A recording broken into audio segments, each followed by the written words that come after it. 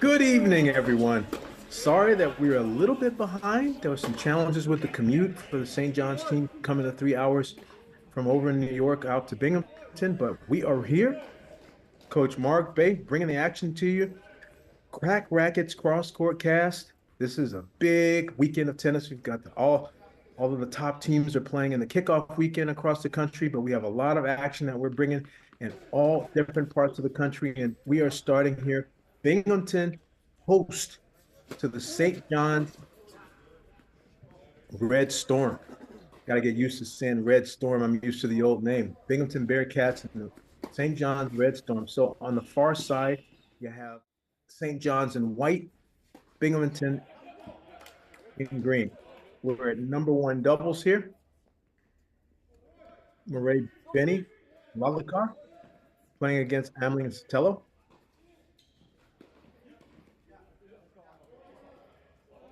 Amazing Lane Stark Tennis Center that is actually school owned. Good quality serve there.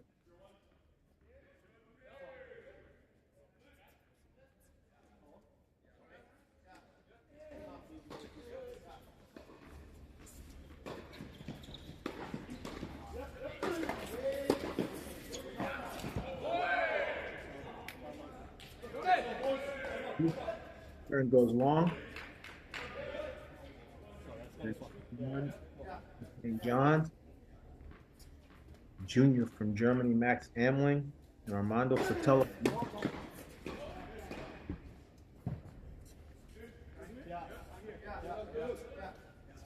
Amling at the top of your screen serving.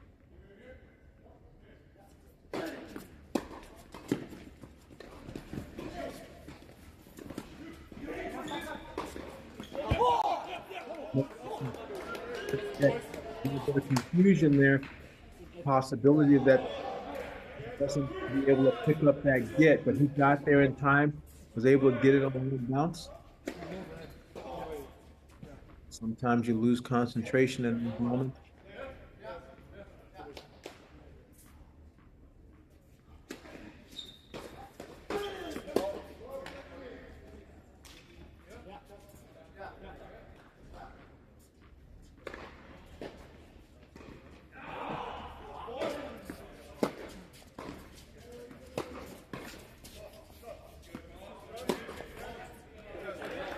Okay.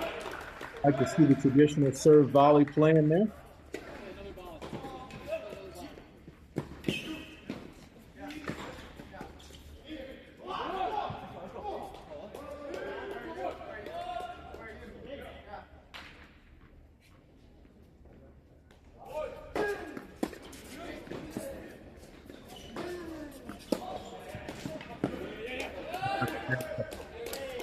Sure. Opportunity there. Keller would like to have that back of the turn, quick into a course, just trying to get comfortable and used to the speed. Playing a bunt lob there makes a lot of sense.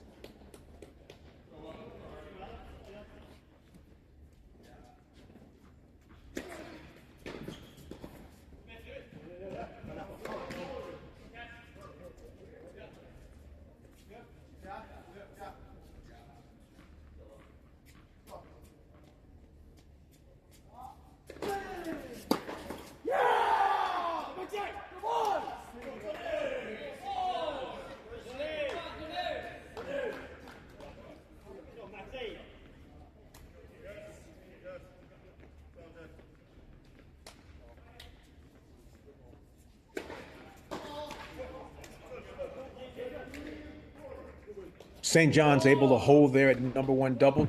Amling and Sotelo. Amling getting the job done, putting the first point on the board. Again, we play 6, no ad scoring in collegiate doubles.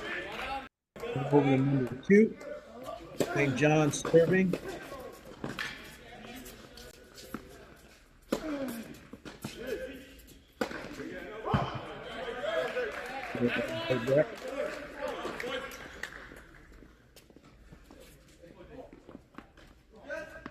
Augustison.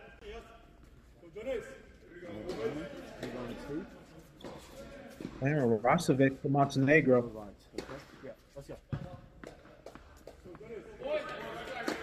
Hello is a junior. Okay.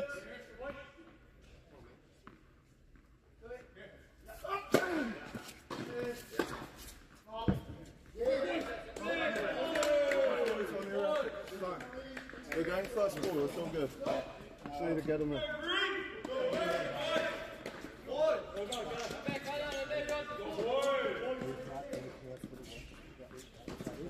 Go on.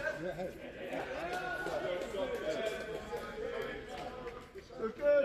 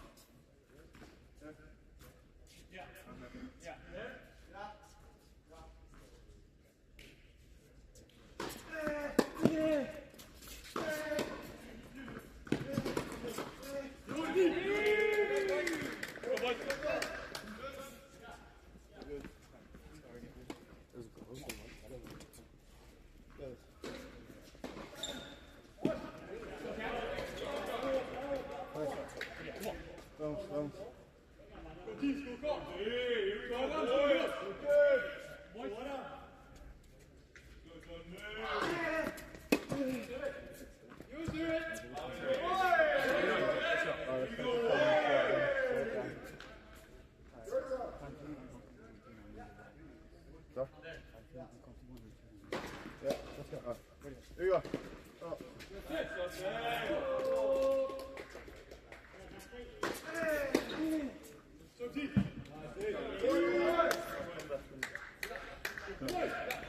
Sorry, we missed that hold of serve by Gustafson and Rasovic. They are up 2-love. They got an early break on Binghamton here at number 2 doubles. Now it is actually love 40, so they have a chance for a quick 3-love lead at number 2 doubles and put St. John's halfway there to one of the points in the obviously critical aspect of college tennis, double point. That is on the line. They call a full post. Gustafson reads it, gets it up the line, and St. John's, Red Storm, taking Binghamton by storm and going up 3-love at number 2 doubles. Switching over to court number 3 for third doubles here. Bang and Costa. The far side. Rose. Canadian. Here on the near side.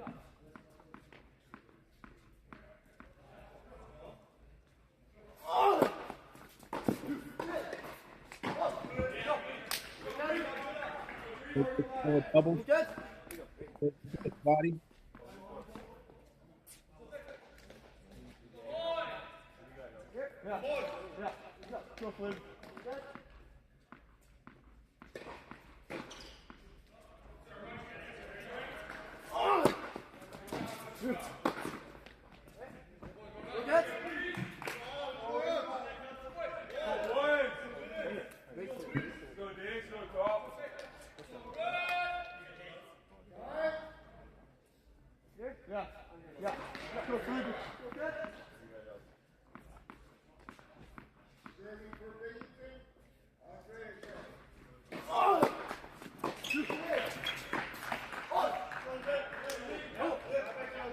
My apologies. Given a different uniform agenda, they switched it up on us. It's actually Binghamton now in the white, not St. John's. Excuse me, Binghamton's in the white, St. John's is in the dark colors. They pulled the switcheroo on me.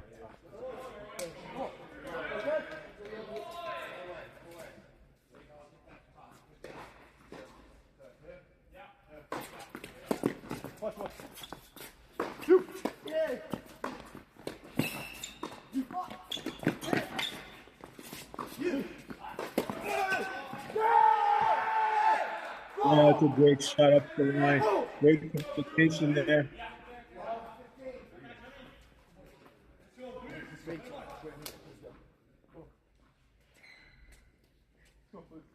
Bang on the loose side. He post up Brazil on the ad side.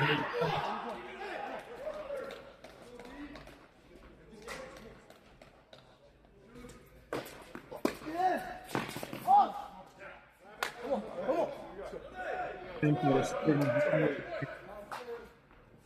by Canadian. Gold team from England. Kaneda, senior from Japan. On far side. That's Kaneda at the top of our screen serving. Serving 2. And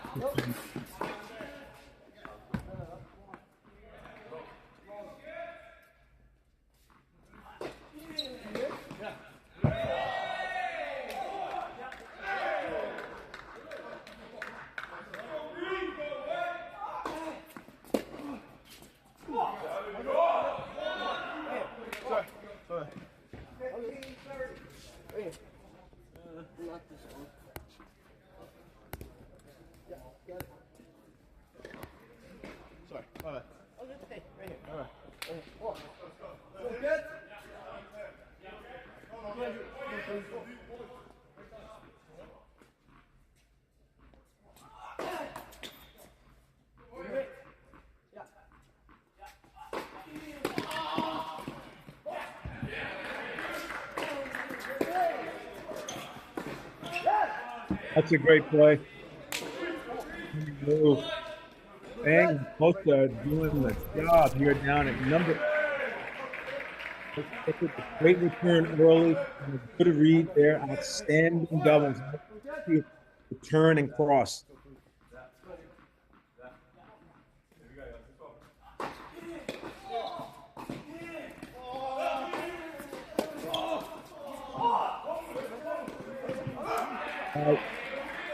One break point save.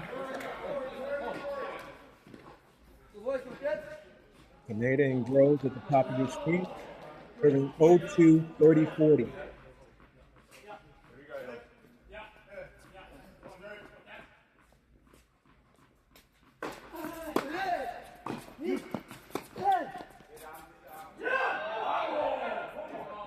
Good solid first volley.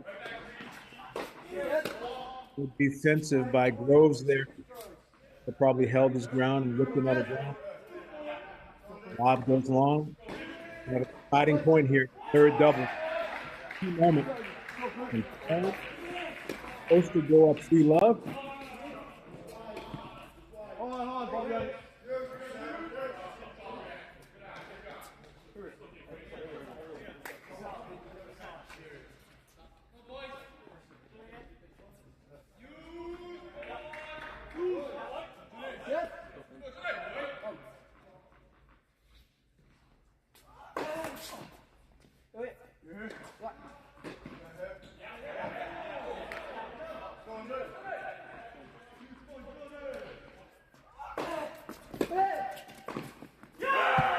That's well played.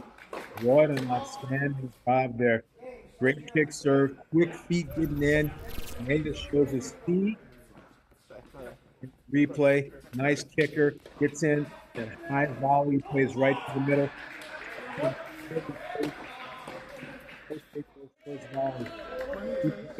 Loves a lot. Back over to doubles. And doubles. Gustafson and Rosovic are already off to a 4-love lead. Pearson, Najet are struggling. Short.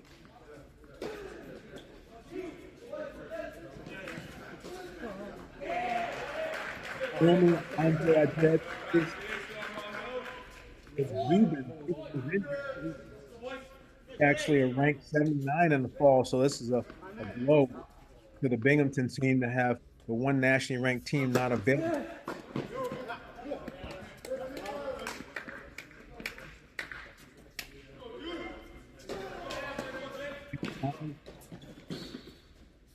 Red, storm, and black.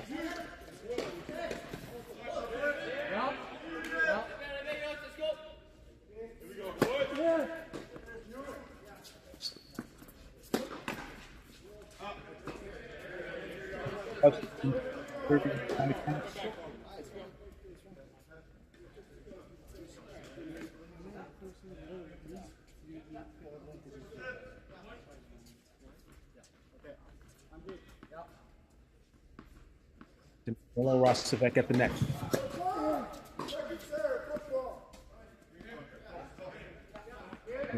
Off football.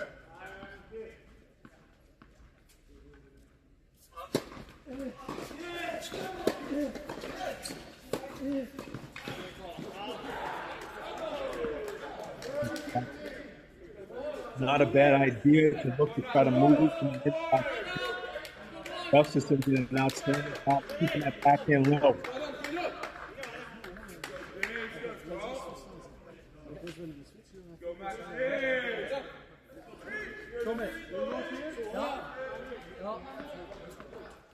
College duels, you're always trying to get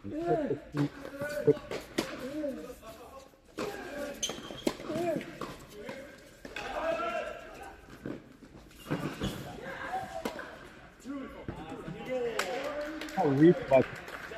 Get in there, able to play the bunt lob up over, hold his position, and then angle off the overhead to the side. Well played. Racquets, Montenegro.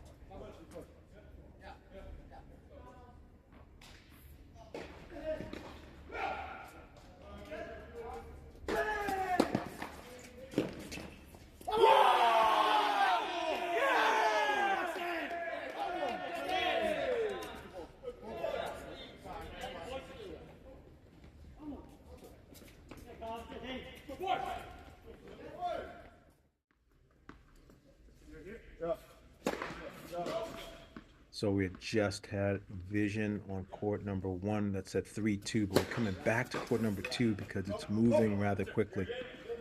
St. John's, Gustafson, and Racquets are up 5-love on McPherson and Ajay.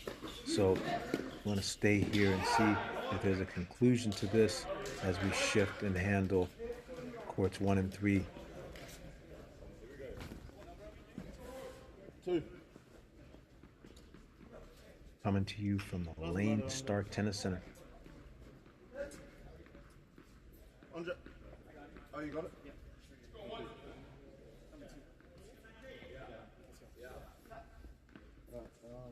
The campus of Binghamton is rather unique that a smaller school had their own school-owned facility like this. What a wonderful place to play a match.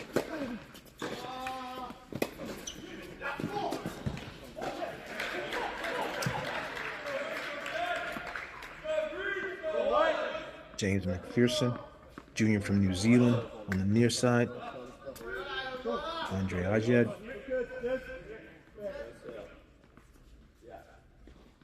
Sophomore from Hawaii at the net. Just trying to see if they can get a hold and stay on the board. When you're down in a match like this with a score prohibitively in favor of the opponents, your job is just to stay out there as long as possible, not come off the court quickly, and keep the dual match going. It's amazing how one match comes off quickly and then there's more pressure. Particularly the team that has lost that, more pressure on both matches that are on the other sides. 15-30. Great first serve. Good movement by Ajit to make sure that he can cause a little bit of a distraction and then return his mind. As you can see, a ton of communication, verbal communication at the line, signaling.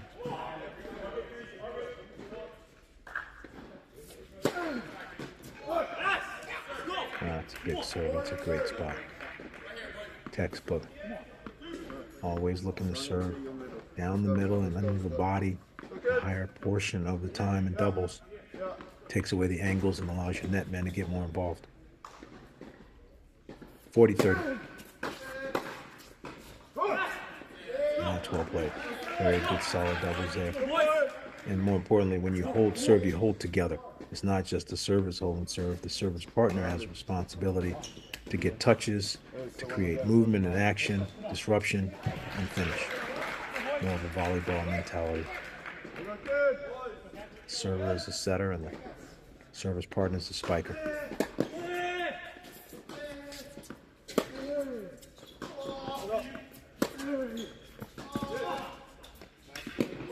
Oh, wow, that is outstanding doubles all around. And neutralized the return, got into the point, immediately moved forward. The great approach shot through the middle, but he almost Andy Murray-esque goes with an open stance, open face bunt lob. What a shot. And now a free point on the first serve. Excellent job. There's a lot of first serves going in here in this duel, and I love that. Come on. Let's go. 30 love. St. John's trying to serve out number 2 doubles.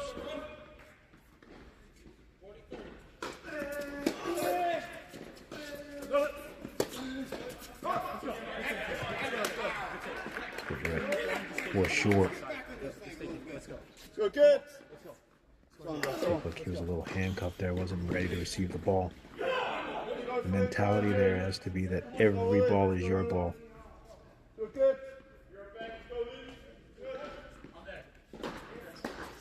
Vanilla Rosvec serving for the match. 5-1 here, 30-15 at number 2 doubles. And that's smart. The other team is not going to move up and take a tighter position on the kick serve. See, he's standing pretty far back here, you can see. He's not going to stand in, then it's easy to get the kick up on him, and that ball's traveling in the air for a long time, and most certainly gives Gustafsson an opportunity to poach that away. Match point. And that's going to do it. St. John's. Red Storm handles the business at number 2 doubles. Gustafsson and Rosvec, 6-1. Now we go to the 2 box on the left. Number 1 doubles with St. John's ahead for the 2 there. To the right, Bang Costa. Had points for 3 love, didn't get them, and now they're in a battle. Up 3-2 at number 3.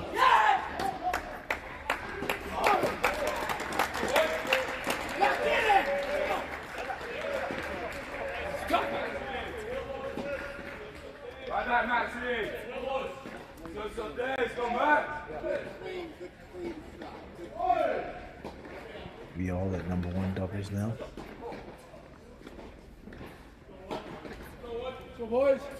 Still at 3-2.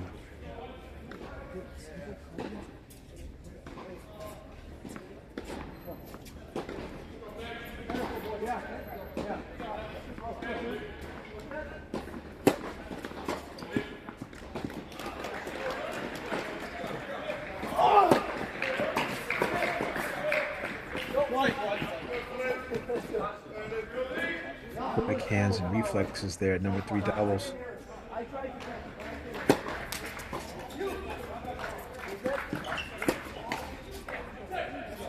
Great job. And doubles Zlatnikar on the deuce side.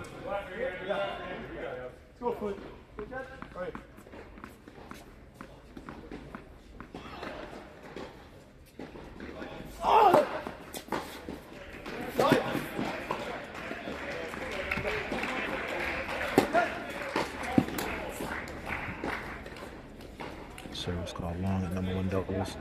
3 all, 15 all. Running up the car serving. Great move there.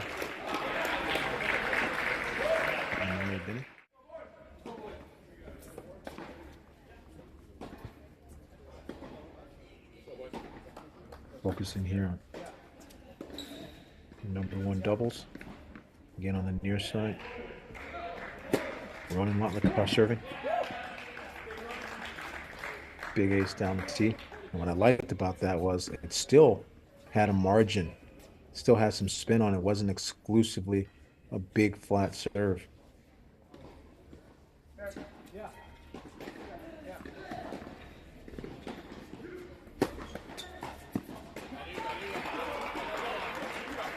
Great job. Outstanding serving there. Percentages are high at number 1 doubles on the first serve.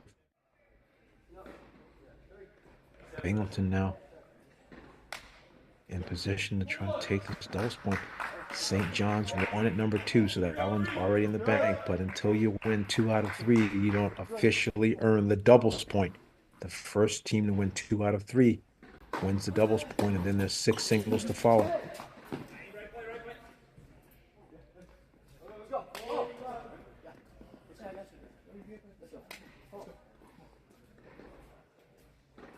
Binghamton on the near side.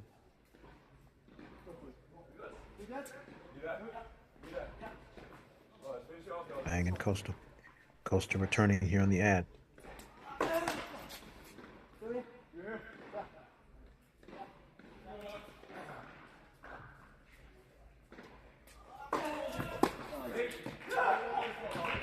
That's a nice job.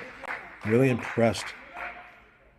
Ryota Kaneda, only 5'4", and he's serving and volleying. Love that. Doubles is doubles, playing a good old school textbook version. So now here back at number 1. St. John's on the near side. Omling and Stello.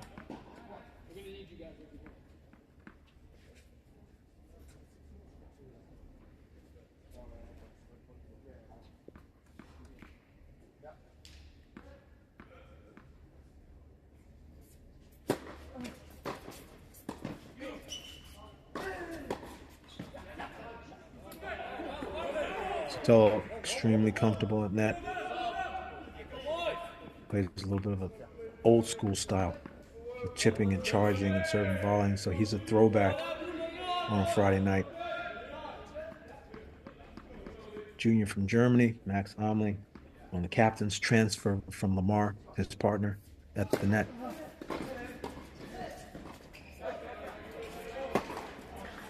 And that's tough. As you're drifting back and getting to the suburbs of the court on the overhead, you have to be careful not to try to power it straight down. He needed to hit more up and out on that overhead instead of down. It's a big moment here. They're still up 30-15, but you need to communicate and figure out what's their best option here. Are they going I? No, they're going I formation. Serve body. And no, he doesn't get out of the I fast enough.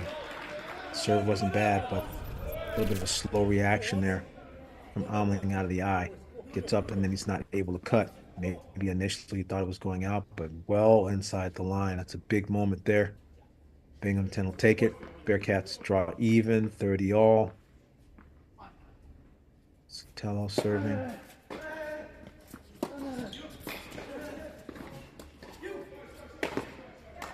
Lob's not good enough. Big moments here. Number 1 doubles, an opportunity for a break point.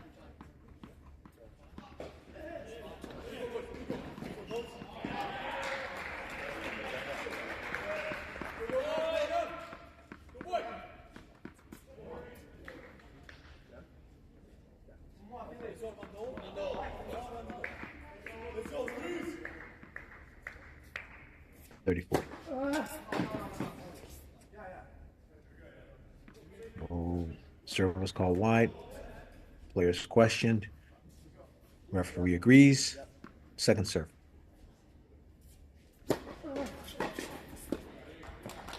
double fault. Oh, that's a big moment. That happens sometimes. You go for a big serve, you thought you had made it, and you don't get it. And now Binghamton with an opportunity here. Again, there's a bit of a challenge with St. John's coming over. Probably having a bit of a small amount of time to practice to get ready. Binghamton looking to jump and pounce. Champions of the Northeastern Conference last year and berth in the NCAA tournament. Binghamton ended up losing to the University of Michigan in the first round last year. Great achievement. And the split screen, number 1 doubles on the left and number 3 on the right. And Binghamton is in position. Can they possibly execute and hold on?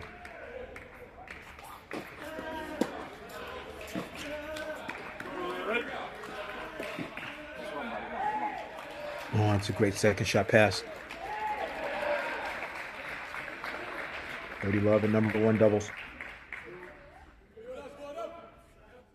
Break point at number 3 doubles to get back on serve. That could end up being where we finish.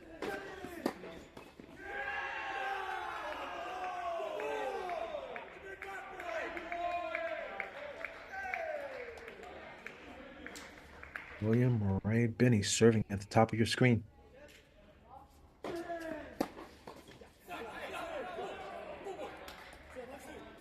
Nice rip there. Alming taking a full cut, that backhand, got some mustard on it, a little extra interest. Car misses the volley. Sometimes the best place to go is right at the actual opponent. In doubles, you get preoccupied about hitting a perfect return low over the net into the alley away from the net person, but sometimes right at him is a great spot. 30-15.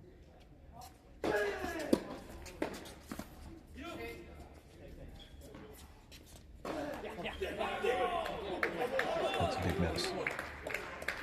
He was about a half step too far away from the ball. It was a little out of his zone, and he misses it into the net. He looked at where he wanted to hit it and was not able to land that middle forehand. It's a big moment. Some momentum shifting here in game number 9. Binghamton was up 30 love here, trying to serve it out at number 1 doubles.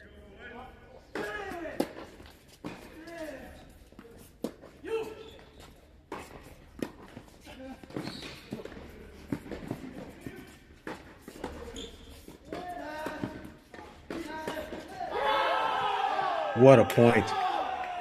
So poised, well played, great position, getting back into it, playing the ball through the court, through the middle until you got a higher ball that you could play on the outside. What a job. Armando Sotelo. Sometimes, again, you play away from who you think is the top singles player for the team, but Armando Sotelo from Mexico is in this number 1 doubles position because of his old school volleying in hand, so you don't want to challenge his hands there.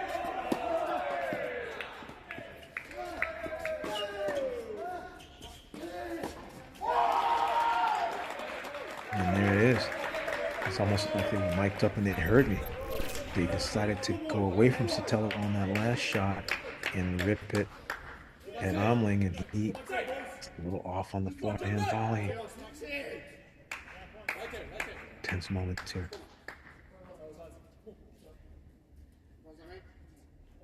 It's deuce. It's deciding point. It's a break point for St. John's. Match point for Binghamton.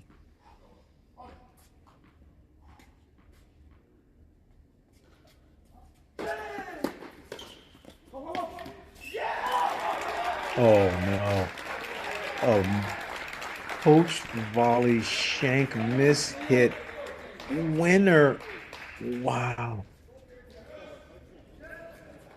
That's why I pay for the whole racket, folks. Number 1 doubles goes to the Binghamton Bearcats. St. John's wins at number 2, 6-1. Binghamton wins at number 1, 6-3, which sets the stage. But the last moment we were here, ladies and gentlemen, Fang and Costa were ahead. That is no longer the case. Rose and Kaneda, opportunity to close the door here. Binghamton serving 4-5. Last match on. This is what they came to see.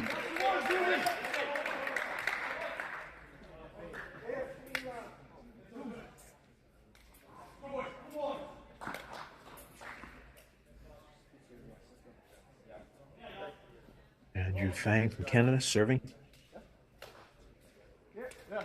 His partner Felipe Costa from Brazil on the near side. Down 4-5. Been up with momentum this entire set. Now they find themselves with their backs against the wall and bringing it. What a shot. Great return and off the back leg, open stance like he meant to do it. Nobody's business. 30 love. Trying to draw this even and go extra innings here at number 3 doubles.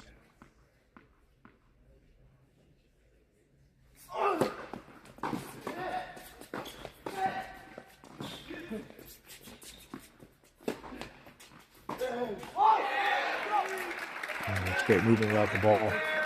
Lots of good things from Costa there.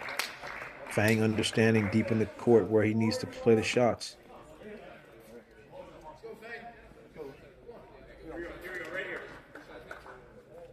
I love the energy. These guys most certainly are fired up. They went 13-5 last spring, so they have a lot of history together.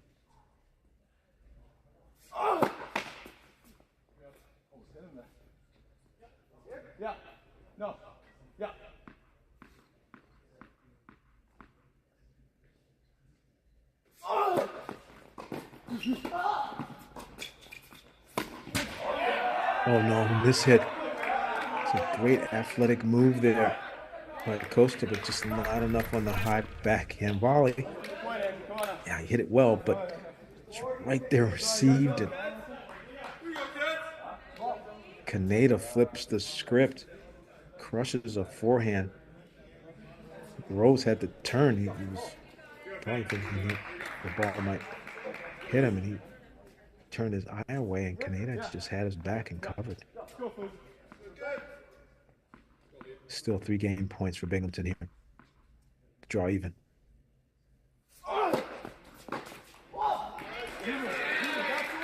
And there, Atlantic Center racket shake. It's become a popular celebration by a lot of players now. 5-all.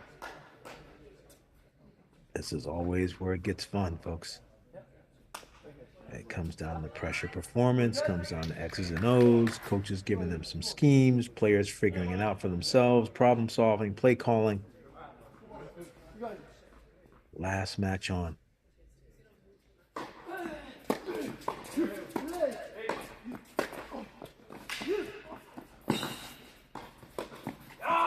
Let's go hands.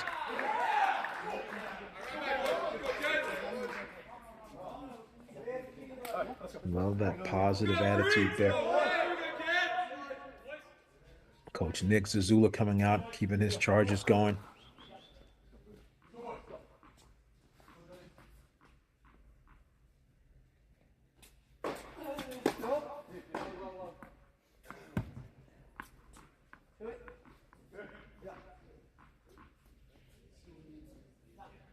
Love St. John's.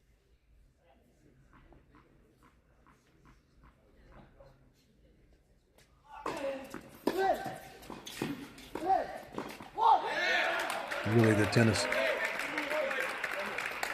Costa has just been smooth as silk, taking that backhand return early and getting it down at the feet of the serving volleyers, and being able to follow it up and close the net on top of it is outstanding. It's great doubles.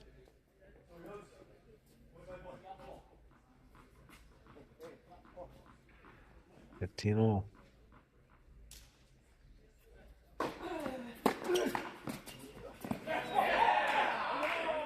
Just clipped the net.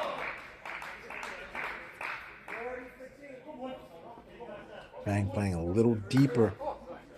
You don't know whether the person's going to go for the big first serve or take a little bit of pace off. So you back up and you give them a lot of room and space, but then they take the pace off. And at that point, you really need to move back up. Fang needed to close the space there on that return.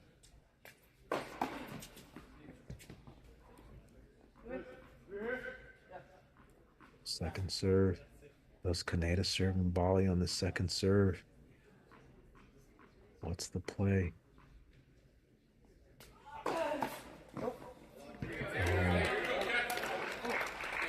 Commentator jinx. There's a double fault. Sorry, St. John's fans. 5-all, 30-all. This is most certainly the business end of this set, with a lot on the line for these two teams early in the season, which is experimenting, working with players coming back from Christmas break. There's a lot of newness and unknowns in this part of the season as coaches are trying to problem solve and figure out what their team looks like.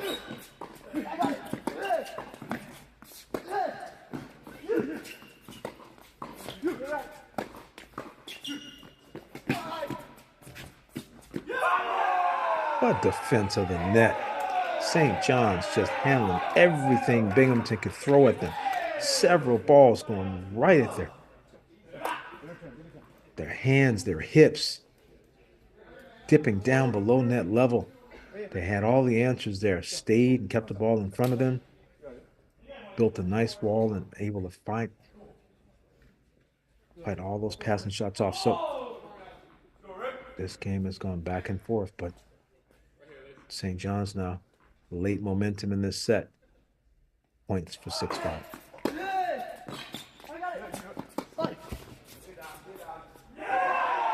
And Kaneda again. What a low backhand volley. He gets that almost on the baseline. It's just really, really high level. It's a great first volley. St. John's now 6-5.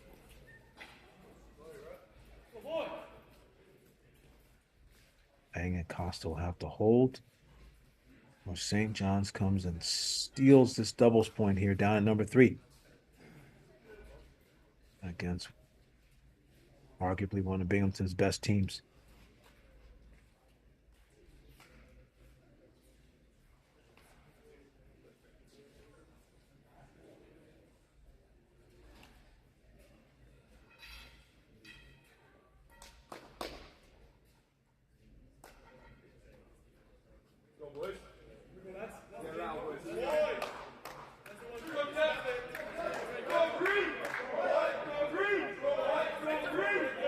Rose, junior from England, one of the captains. Kaneda, senior from Japan. There are 6 seniors on the St. John's team. A lot of veteran leadership. 5-6.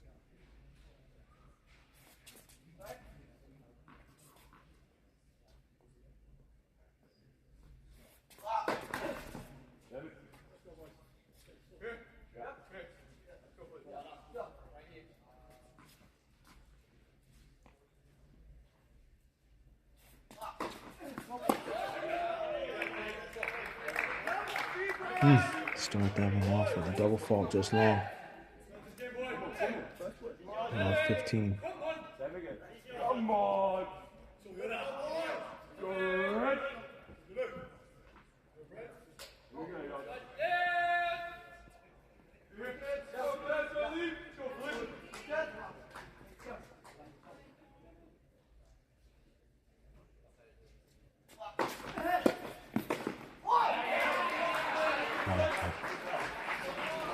Great spot.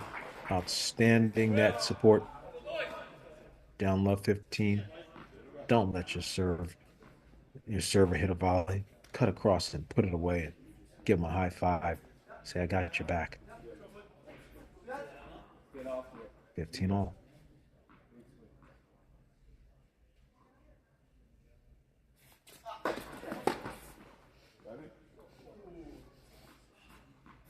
Costa's missing the serves over here on the deuce side.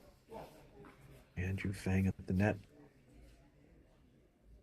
Rose on the return. And he goes line. He goes line.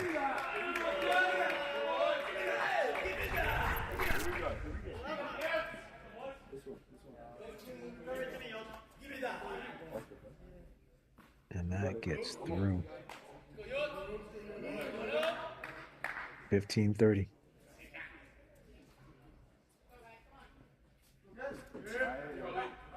Going off the line on the return. This is an instinctive type of thing. It's never official time to do it or not do it. You have to feel that.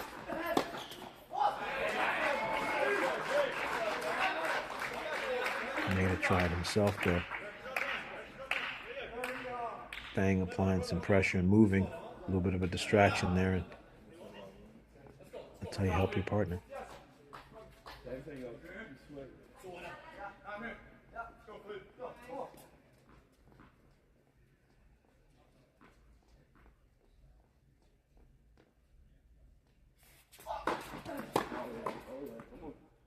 No, it's tough. He's 0 for 3 here on this deuce side.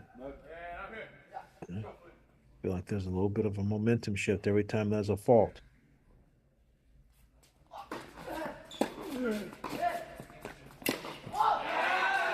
Great first volley. That's clutch. To handle the stress of the second serve, knowing that this person's going to rip with that volley was high. Groves didn't get the return low enough, so he was able to do a nice job of handling the high volley and putting some power on it, getting it to run off the court there.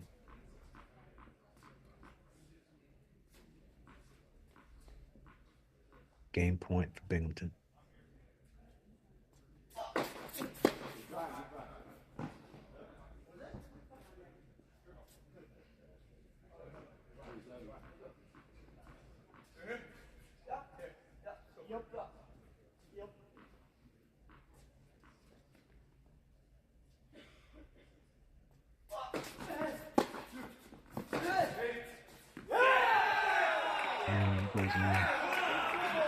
Good pressure. Love that body language by Kaneda. So they have a decision here. Dylan Potash. Which way they go? Who takes it? It's a match point for St. John's or going into the tiebreaker. And it looks like it's going to be Iota Kaneda.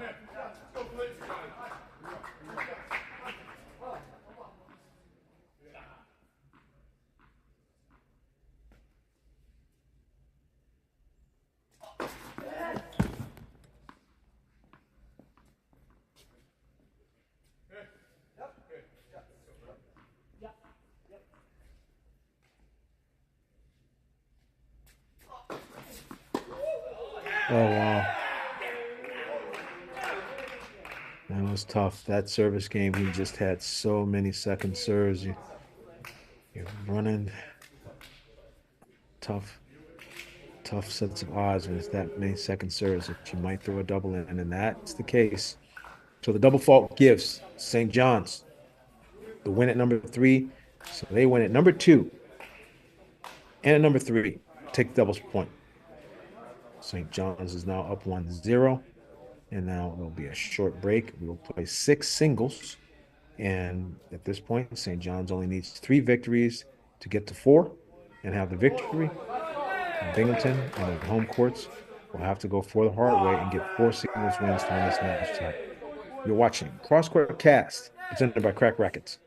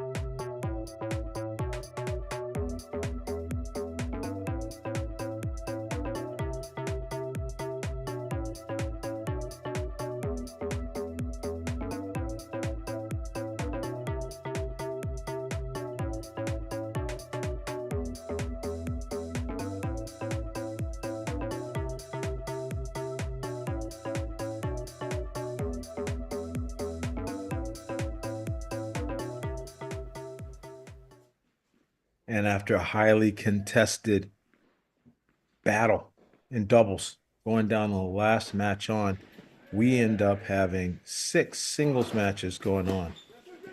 And now it is time to take a look at some of these matchups. So even though our screen says court 1, it is court 1, but this is number 6 singles.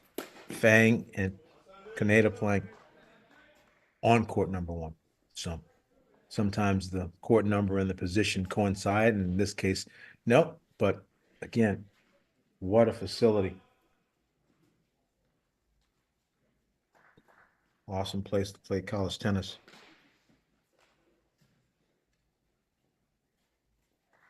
Lane Stark Tennis Center. Michael Lane, a former player for the facility that won a lot. Coach Stark won a lot of titles. Did a great job here, so it's named after those players, the former player and former coach. And again, it's a facility that's owned by the university, so private club that was bought by the university. Just a great, great opportunity for anyone that goes to this university. Typically, a lot of the smaller schools in the Northeast Conference may have to go to private clubs to compete their tennis matches. Here, they have their own.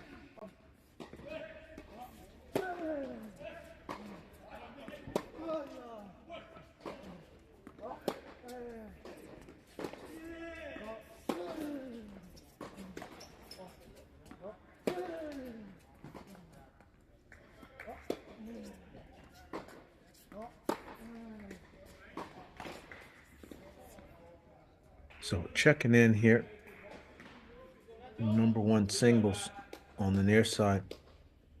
William Murray Benny serving 0-1. Williams Jr. from Portugal. Playing Max Omling Jr. from Germany.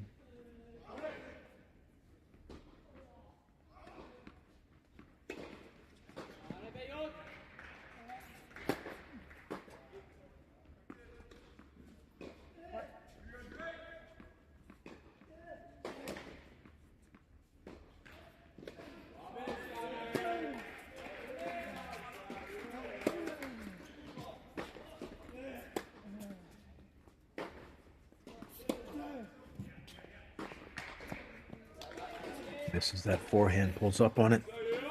Always a interesting competitive mental dynamic when you have competitors that played against one another in the doubles point, where Binghamton obviously won at number 1. So now you're in the singles. St. John's lost that number 1 position, but was able to win it 2 and 3. And now these same guys battle against each other in singles.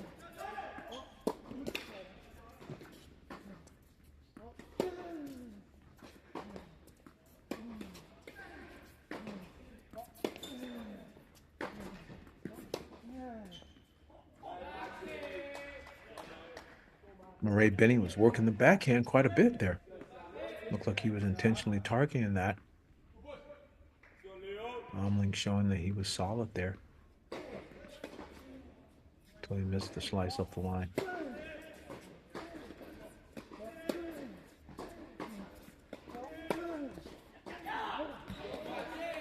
And it's wide. It's a tough one. Falling backwards. I'd like to see him give himself a little bit more margin, not miss wide in that instance, especially with Omling playing fairly deep in the court. So after being ahead this game, Murray Benny facing 2 break points, 30-40.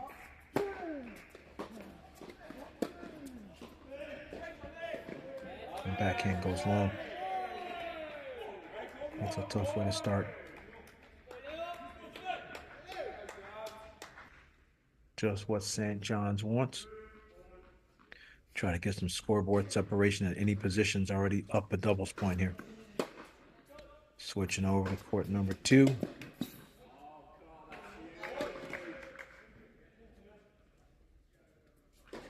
Ronan Lotlekar, junior from India, playing against Carl Gustafsson, senior from Sweden.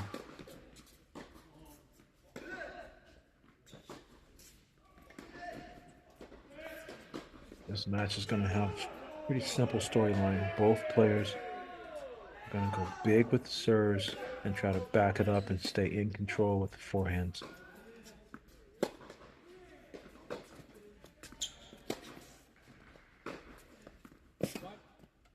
That one goes wide.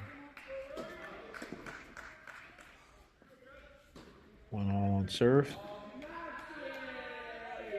And St. John's wasn't able to make the NCAA tournament last year. Lost in the finals to DePaul. It's a big serve there. My old alma mater. Coach Brothers was able to get the job done there, and St. John's finishes a little disappointed with the second place finish in the Big East, but they're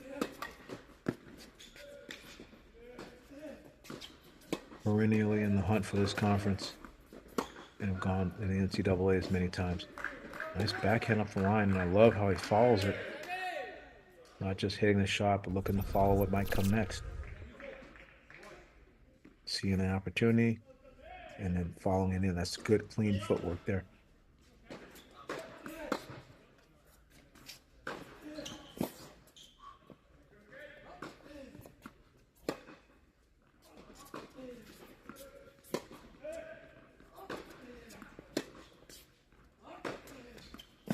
Here it comes. That's well played. Showing the patience and discipline on the backhand and then taking the first available forehand and going big.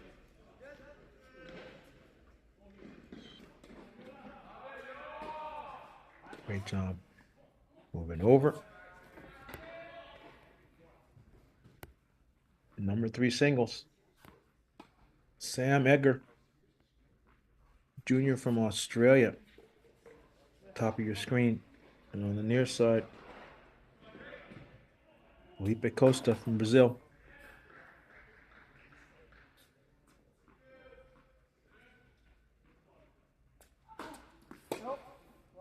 And there's Edgar. The double fault there. He did not play on the doubles point. And St. John's so deep as a team. Didn't play 3 players in the doubles lineup that are actually playing in the singles. So it shows they have a lot of depth and variety and some double specialists as well. I love when many players get involved in the duels.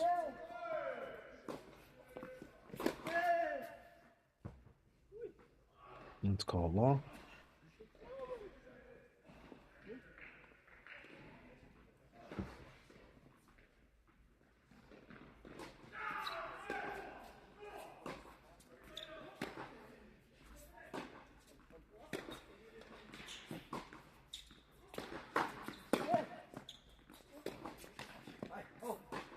Oh, we missed the chip. Coming from Australia. Probably a sing that he has some all-court and transition instincts. You typically see that.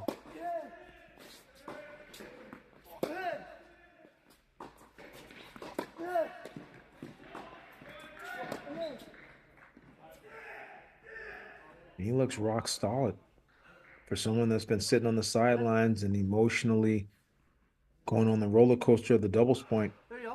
Edgar looks calm and poised, and seems like he's very sure of himself. He's part of the backwards hat fraternity. I used to be part of that fraternity when I played tennis many moons ago.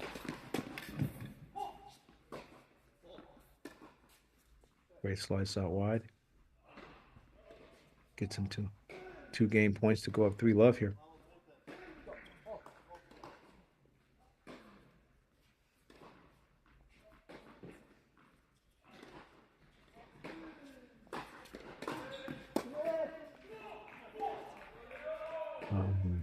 Costa. Known and clearly made me a believer on the backhand return in the doubles. Misses that backhand return because it cut into the body. Great serve choice by Edgar, and he is up 3-love at number 3. Moving over to number 4. Andre Ajed. sophomore from Hawaii, had a really good fall. Up 2-1 here at number 4 singles, and first time seeing one of our captains, Ignacios Viñas, senior from Argentina.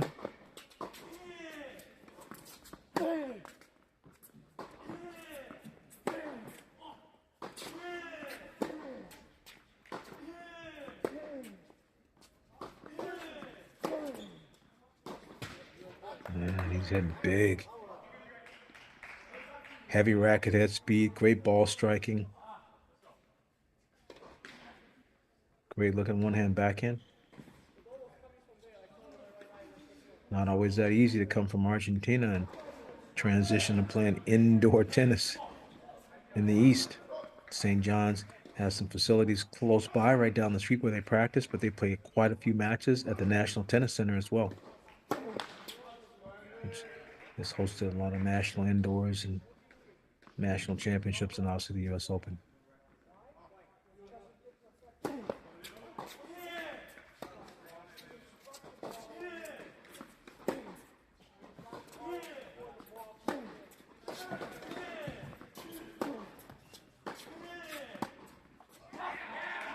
Got caught there in D-Cell, but like his game. Free swinger, nice balance. Looking to produce and play on his terms. 1-2. 15 all, number 4 singles.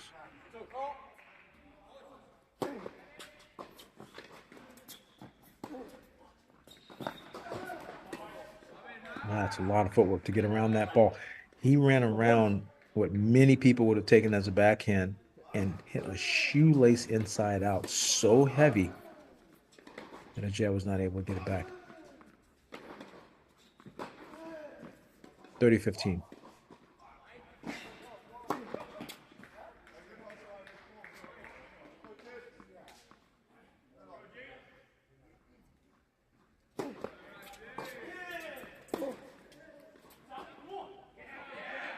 Jammed up there. So common now. Tennis has a lot of running around. They say that the player that hits more forehands is actually running less in a match. And it's been interesting looking at the Australian Open. They're showing how many the distance run, the kilometers run by each player. I'm loving to see that stat.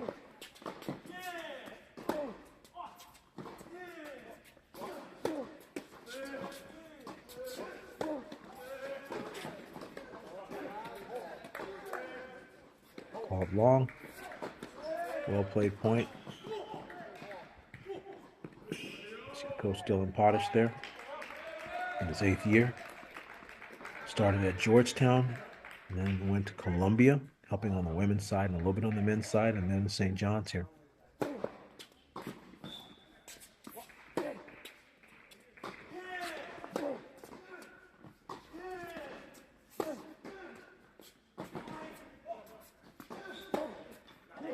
That's well played. Viñas holds. We're at 2 all, number 4. Moving down the line. Leonardo Malakovsky, senior from Belgium.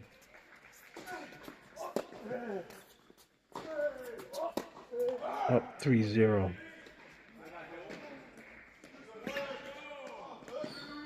And James McPherson, the junior from New Zealand.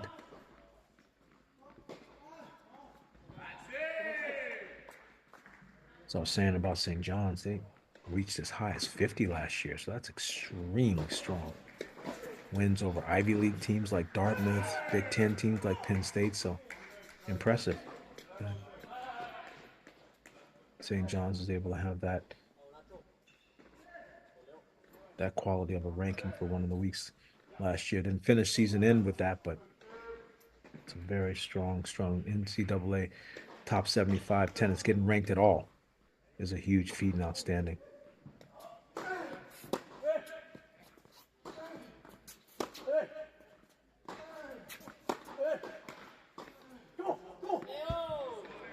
There Malakovsky is. Shot tolerance is high. He is ready to battle and fight and grind as long as it takes.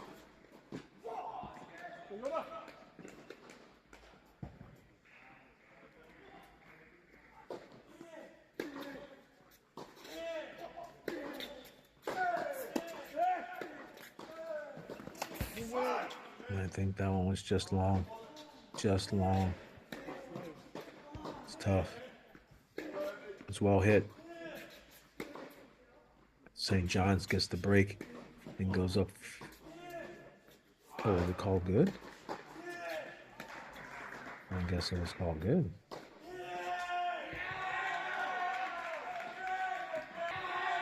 So St. John's is still up 3-1 in that position. Back over. Position 6. So often it happens. Some steady, fast, competitive.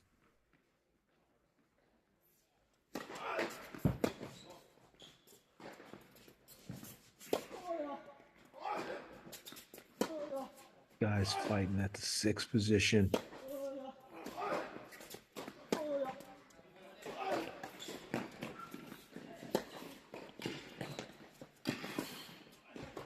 Oh, that's a great job. Nice hands by Andrew Fang. Comes in, there's a let court there, there's a approach up. Look at the speed. Wasn't able to get enough on it. 2-all in the first set. Ryota Kaneda on the near side. Senior from Japan. Most wins on the team last year. Tough out.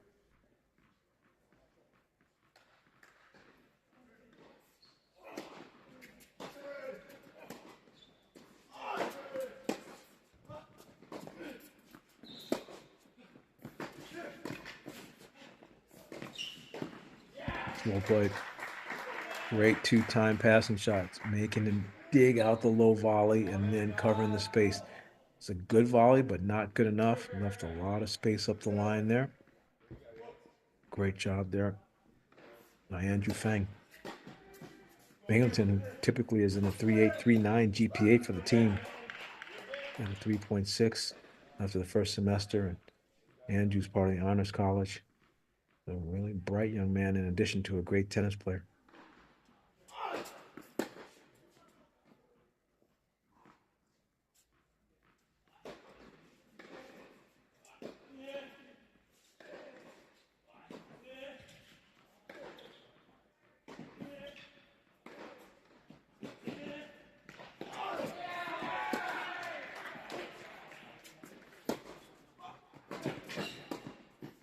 Love it. Love, love, love it.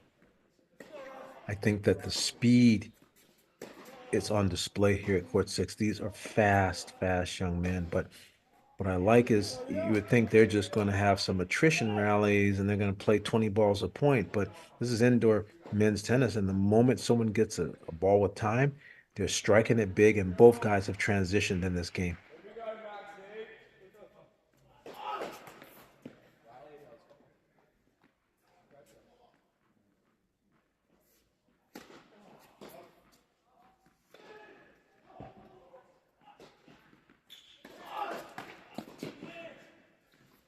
Oh, wow.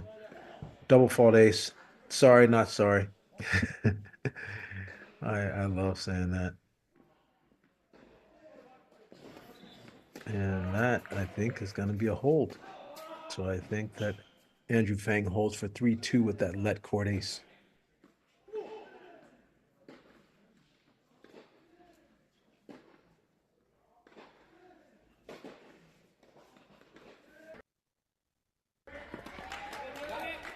Back over. Number 1 singles. William Murray Binney.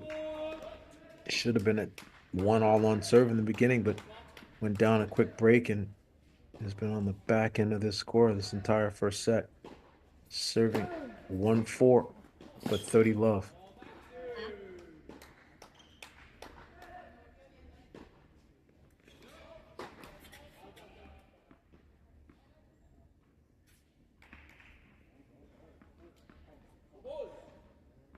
Did some training with Nino Borges in the juniors. Nino Borges, long time, great collegiate player, Mississippi State, and is doing so well on the tour.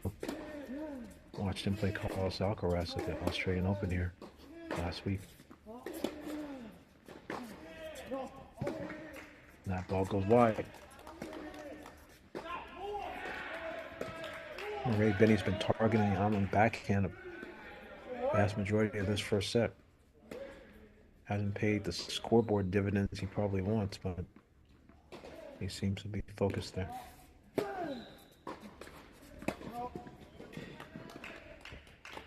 Ball long. That's the hole. That's what you have to do. Hang around.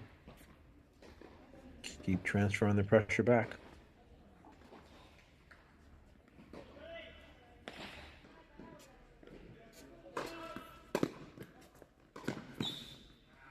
Lovely. Lotlakar. Big serve, opportunity to come forward. And I think when college tennis shifted, again, I'm dating myself, but there was a period where you played singles first and doubles second back in the old days in the 80s. But this format now of the intensity and the doubles first, I think it gives everybody a bunch of volley and transition warm up.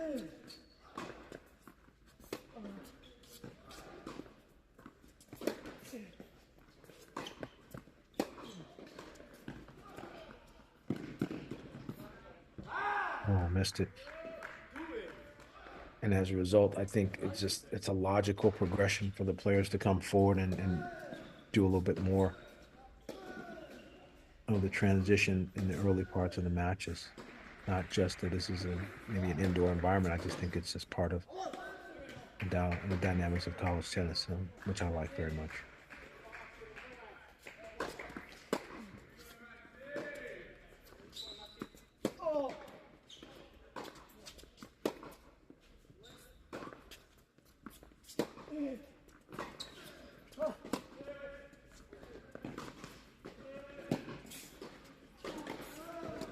Well done. Lots of moving around there. I also feel that several balls already I've seen in this broadcast have hit the line, and every single time all of the teams have been playing, the sportsmanship has been on display here, and I love that because that's not always the case sometimes in highly contested dual matches. Love to see the character and integrity are part of both of these teams.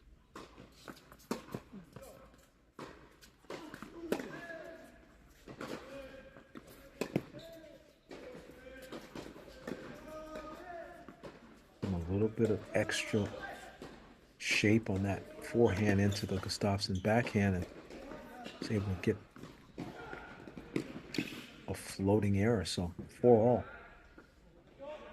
Very close here, number 2 singles.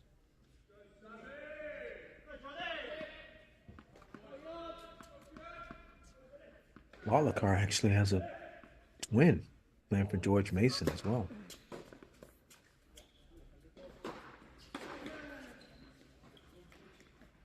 A lot of great twins played in college tennis. Most recently, the Bertelman brothers from Virginia Commonwealth.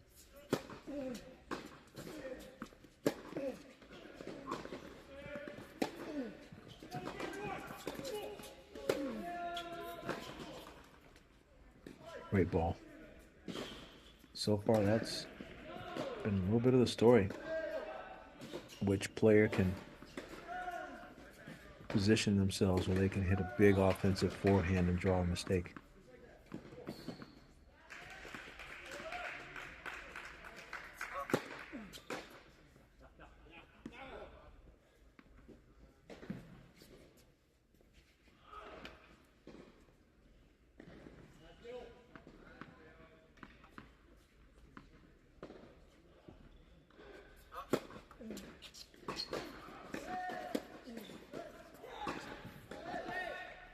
Goes wide.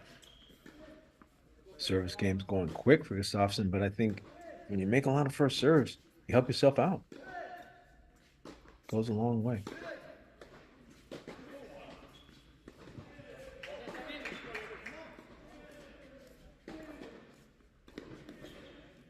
we talked about before, it was a little bit of a challenging commute for St. John's to get here, but they've handled it. They managed to get enough practice in, and they're battling hard. There's some players that are drifting on the courts and acting as some assistant coaches because Carlos Maldonado, assistant coach, has not been feeling well, so he wasn't able to make the trip.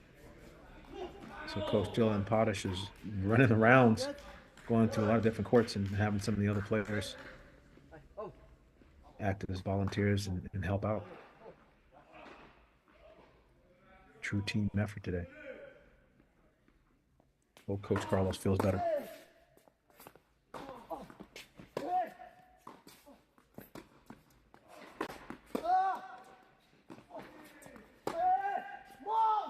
Oh, what a shot. There's the coast to the backhand. Edgar in great position. Looks like he's going to win there. Looks like he's going to win there. And then Costa laces that backhand right by him. What a shot. Key moments here. The difference between 5-2 and 4-3 with Costa back on serve is rather significant.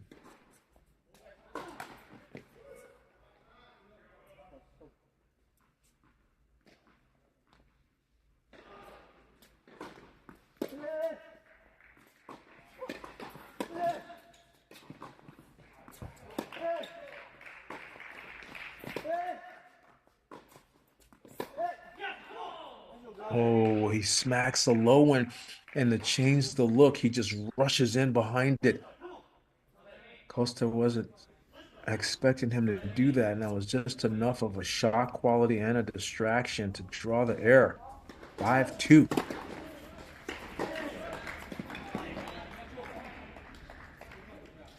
And number 3 singles from St. John's. Again, St. John's trying to get some of these sets in the book. It's a race to 4. St. John's has 1. In the split screen. Number 1 singles on the left and number 2 singles on the right. Both with St. John's ahead.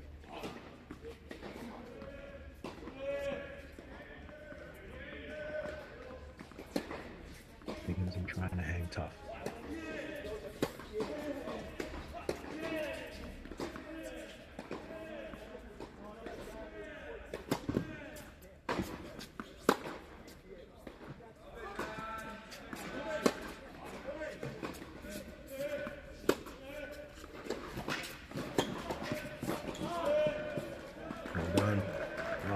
Closes off the volley. First point at number 1 singles, and Omling gets on the board at 5-3. So often, the person serving for the set wins that game if they win the first point.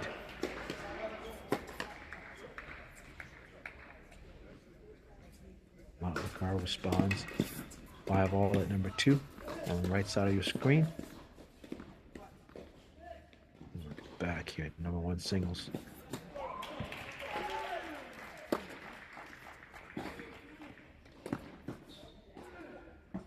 What a shot. Been targeting the backhand a great deal, but he rips his backhand and immediately falls in quick and then hits the volley back behind him. Presence of mind not to go open court to the forehand and play back behind. I love that play late in the set. Typically, the players are going to cheat with their hips and run that open court forehand down. Max Omling was smart and well played.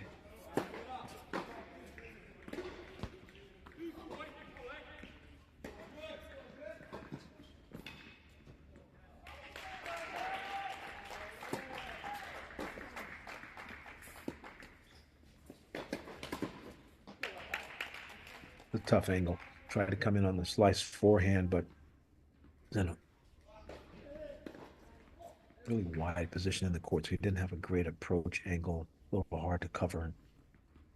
Ends up missing that backhand volley, just not in good position after being so wide in his initial approach.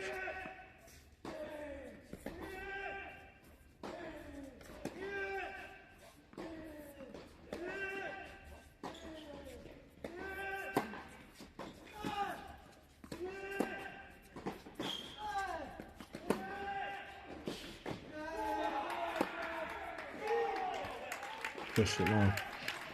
That instance, he was a half step too far away.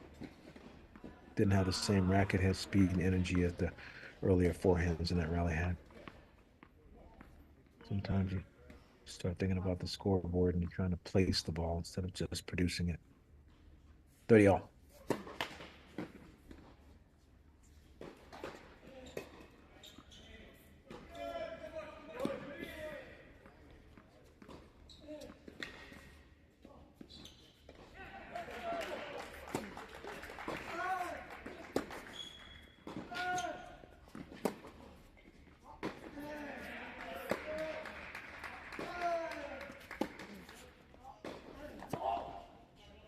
One back hit.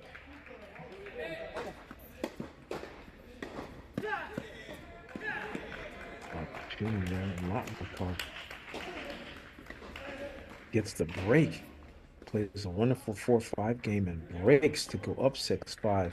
And we're at number 3, deciding point. Edgar, set point.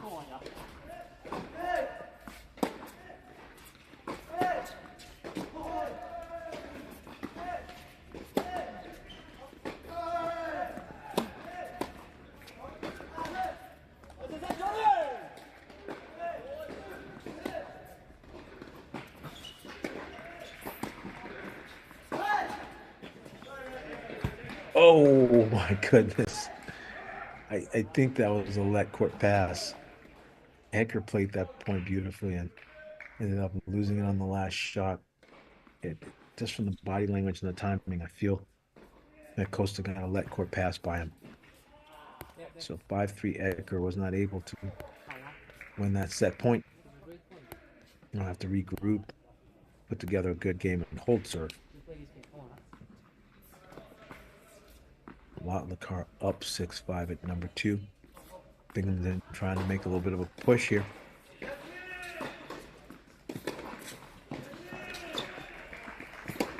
Even one set would be a great start. You can have something to get the crowd excited about.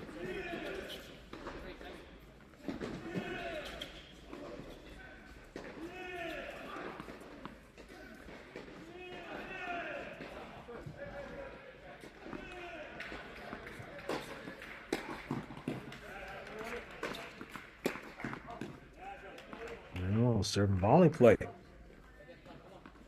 I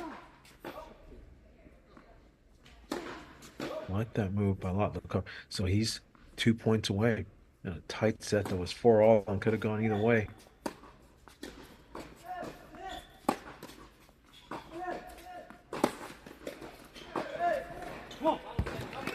In our 2 box, number 2 singles on the left. Oh, backhand volley goes wide. And number 3 singles on the right. Binghamton trying to land a set here at number 2. St. John's trying to count him. Junior from Australia. His body language, I think that went wide.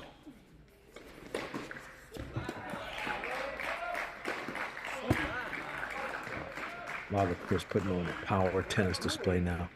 Any opportunity he has to come forward, he's taking it.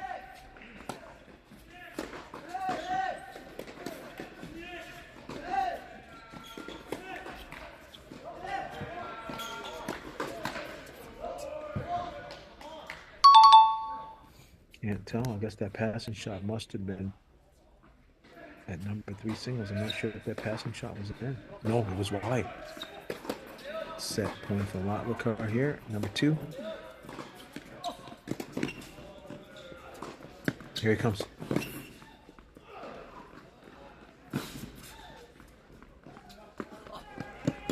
Oh my gosh, it's in. Game in first set. Ronan Lotlikar, Bearcats on the board at number 2 singles with the set. And there, Sam Hecker from Australia, showcasing the hands, feet, net appearances. Was not able to get the job done on his set point at 5-2, but now has created 2 more. Being tough and resilient. Again, we must be getting a little bit of a. Someone's must be pushing the tarp here. I apologize if the camera's moving a little bit.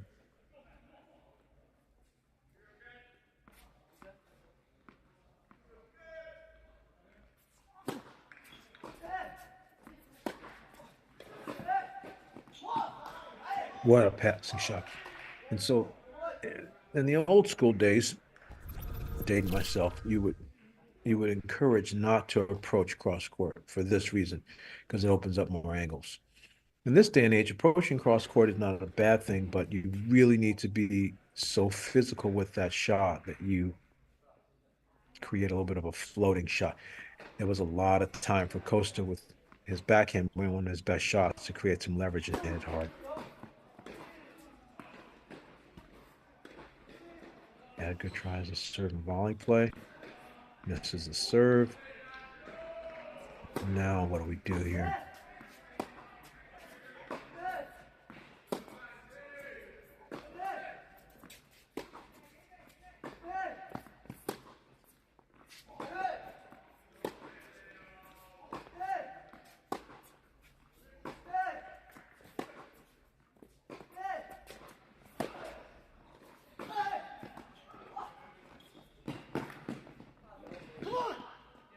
These guys are playing some ball. That is some high quality tennis. And the shots are barely skimming the net. These guys are only going about a foot and a half of net clearance on some of these backhands to earn the opportunity ball. And then there's Edgar, who has won some and lost some coming forward, but he stayed true to his plan. He stayed true to his style. And that has gotten him. Well, the score is saying Costa 4-5, but I'm a little confused on that one. I thought the Costa's passing shot went wide. So the question is, did Edgar's shot, does Edgar's volley wide? It must have, or maybe it was 6-3. It looked as if it was 6-3. Yeah, that's what I thought.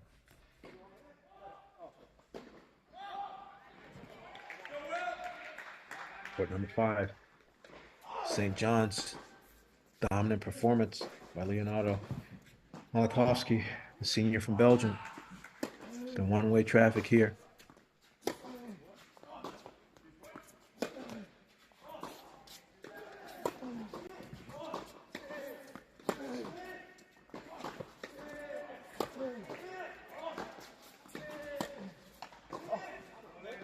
A lot of ripping.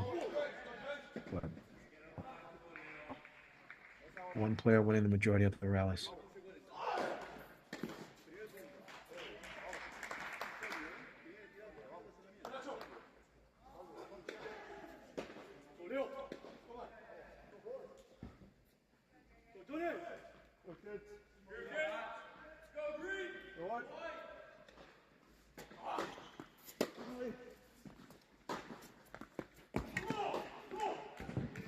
And before the move to the Northeast Conference, actually Binghamton was in the MAC for a while back in the day. And before Coach Zazula was in the helm, it was Adam Cohen, who's now the assistant associate head coach on the women's side at Ohio State University. He was the one that was running the program here, so they've had some outstanding coaches at Binghamton.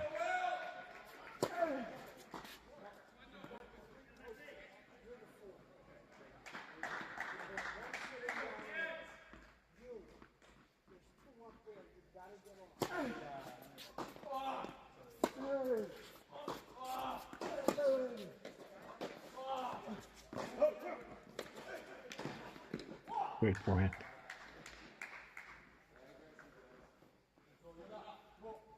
There you go, kids. Let's go, Ronnie. The facility actually has the, if you look closely on the screen, you see they have the little quick start lines. Some courts have them, some courts don't. They're for younger 10 and under players to play and train. And I found that actually they become good target areas for advanced players to use as visual targets for their shots.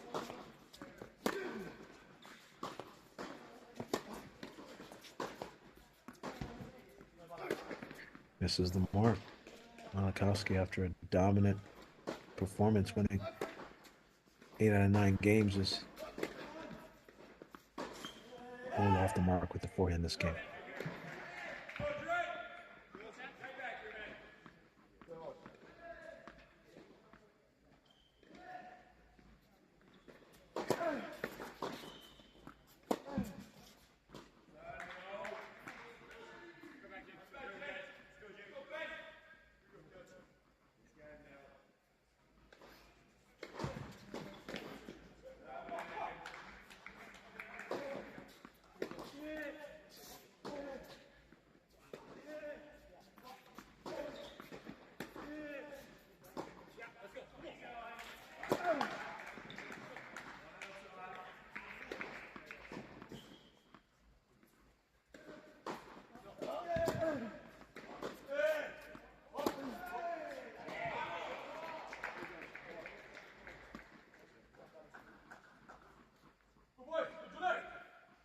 You play a let there.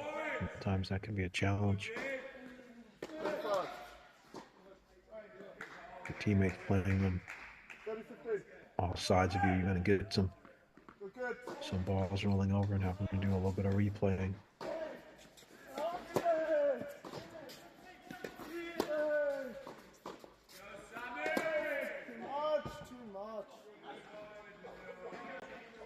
Left by the sword, dive by the sword. McPherson is going inside out a couple times. Try to line up that inside in, but the geometry on the tennis court is tougher. Only 78 feet over a higher net.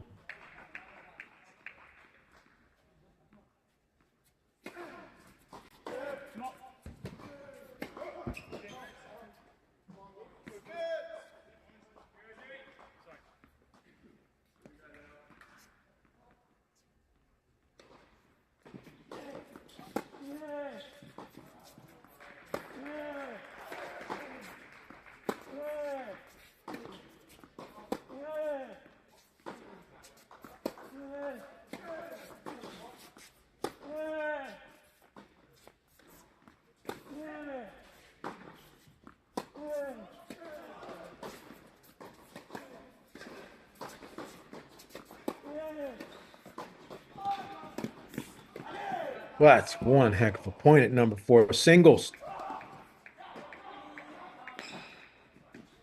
Andre Archette doing everything he could possibly do. Mixing, rolling, running, direction changing. Ignacio's Vinas just stays the course. Display of ball striking that point was. 5-4-40 will have an opportunity for St. John's to get another first set.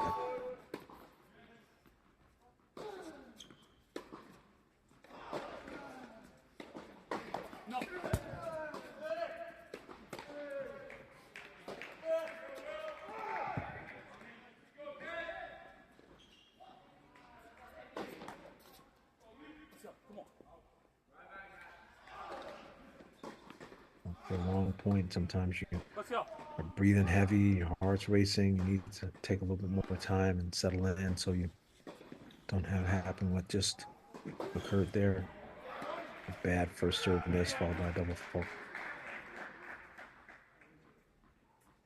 He's taking some time here. 40-15.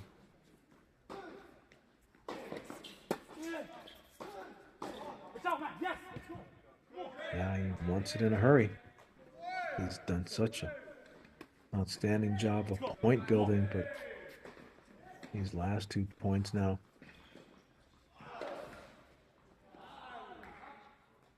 Donations. Still 2 set points.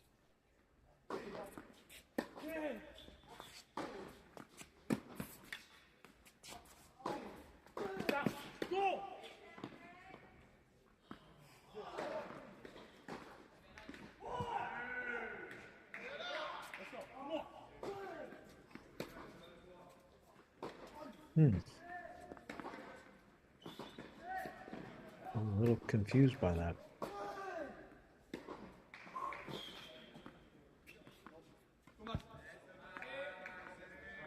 Vinas is giving him the balls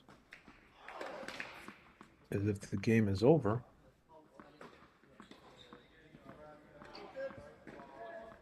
So somehow IJet won that game. So our score bug must have been a little off. And now we're 5-0.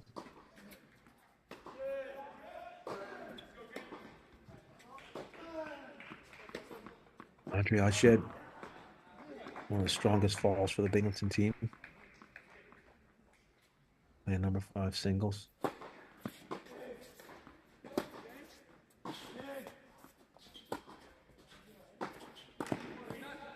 And he dares him. Comes in on the one-hand backhand.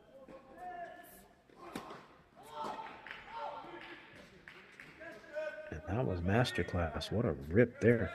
That looked like Dominic Thiem meets Richard Gasquet.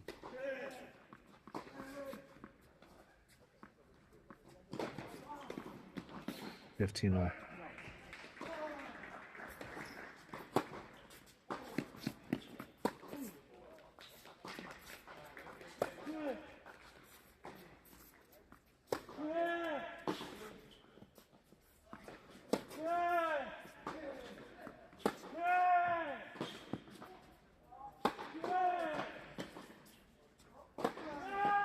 Well played. Andre Ajed keeping his court position, hitting with the right three-quarter pace ground stroke speed.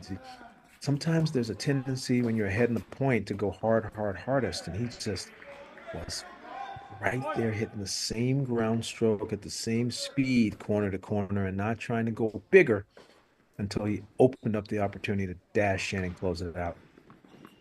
Great job of on the rise court position there. 30-15.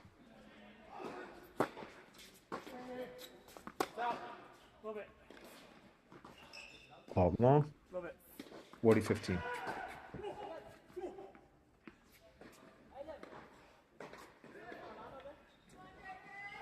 Go catch.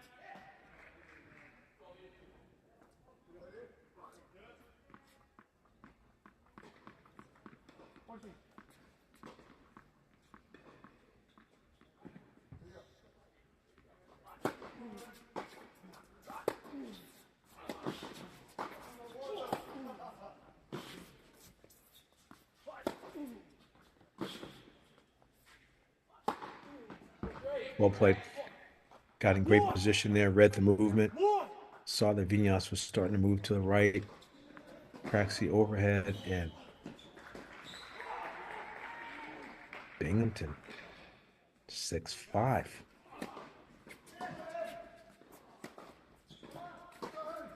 Oliver gets the job done at number 2 singles. Jed here with an opportunity at number 4. Hometown boys are putting up a fight.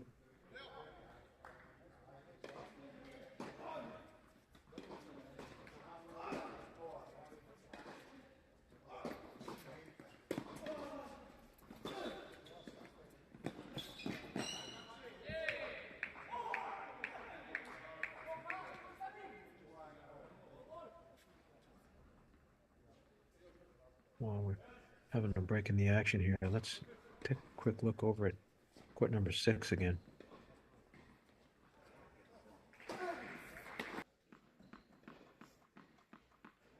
And just as I thought,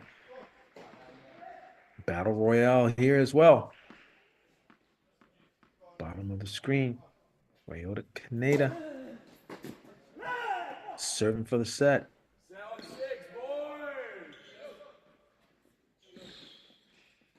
And he gets it.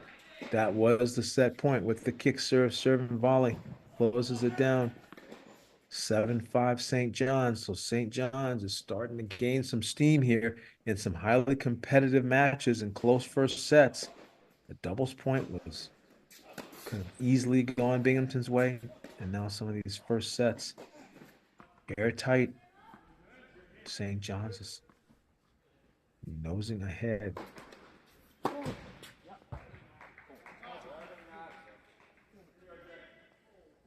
This early regular season battle, a couple of quality East Coast foes. Not a big rivalry or history, but it's my understanding that the next couple of years they're going to play home and home. So this is going to become a regular thing.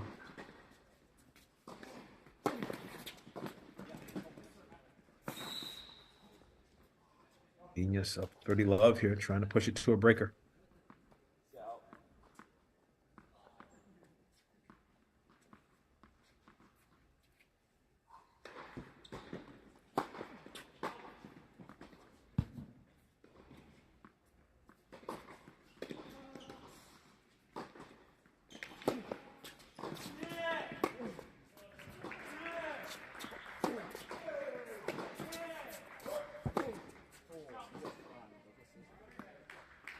Overplayed it.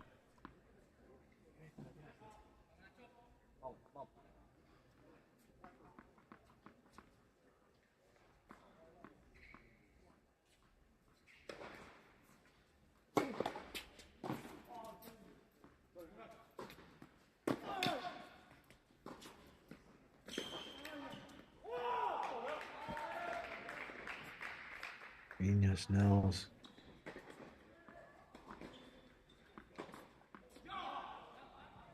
Cool as a cucumber. 40-15.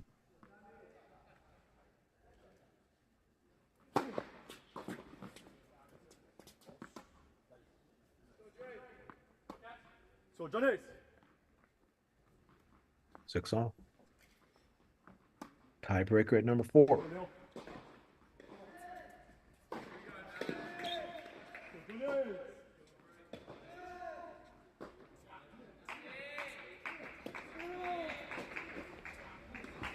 Giving you a taste of some of the other action that's going on. Again, position 1. Max Omley, 6-3-2-1 ahead.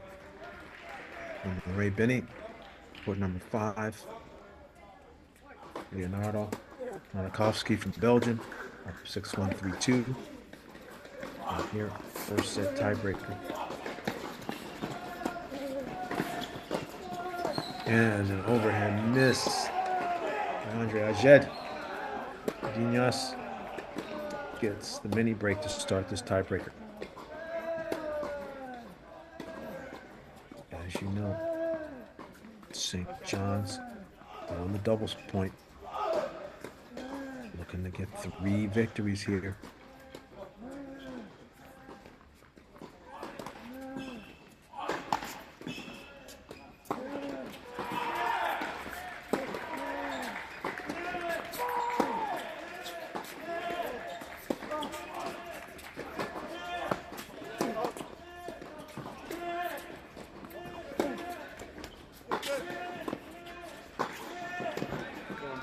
So good.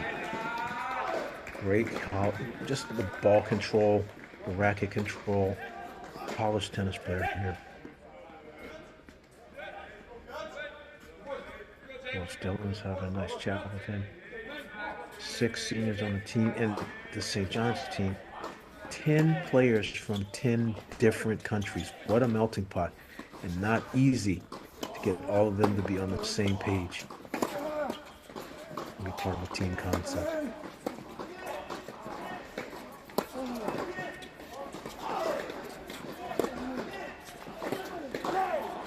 That's big ball striking there. He's responded well.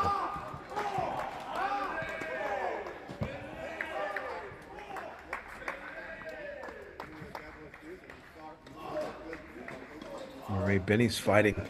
Draws even there at number 1 singles. A lot of teams look to their number 1 player for inspiration.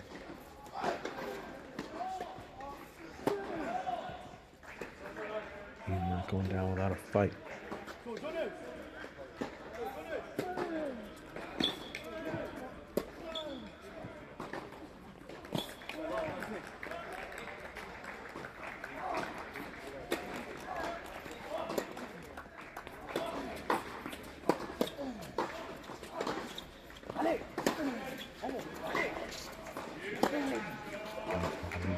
Are so close, and you can't tell a huge disparity between position 2 or position 4 or position 6.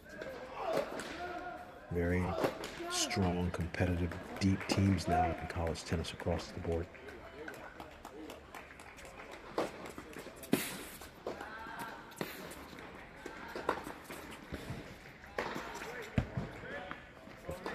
Disgusting. Ajed down 4-1 here, but he's still here. That's the beauty of tennis. There's no time clock. You have to keep doing the work.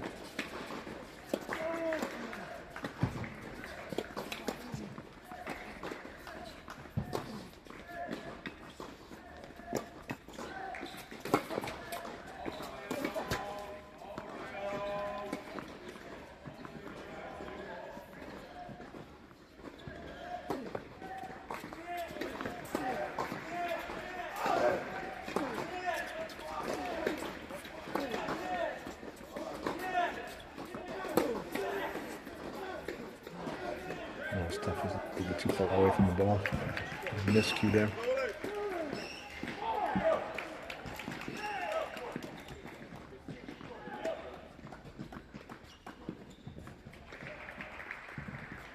Nice effort there by Mark Bey. Get his nose out in front in the second set. McPherson trying to change this up instead of losing from the baseline. Missing inside in forehands. He's trying to come forward now. See.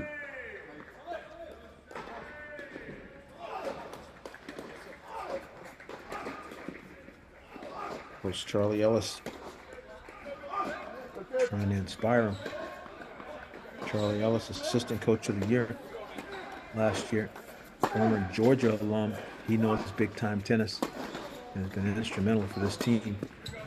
Coach Nick Zazula having baby boy, his 4th child on January 2nd. Welcome young Francis into the world.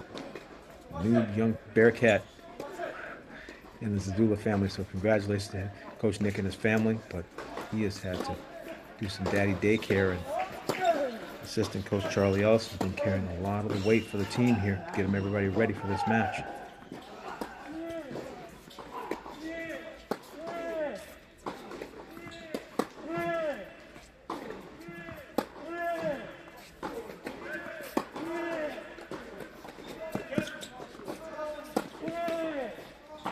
These points at number 4 singles are just electrifying.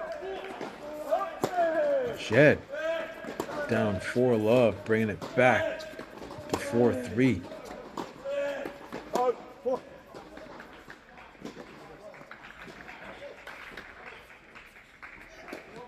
St. John's trying to get 4 points and get back in the van and get out of here before it gets crazy. Binghamton trying to keep this dual match alive and take advantage of the home crowd and pick up a big win in the early part of the season.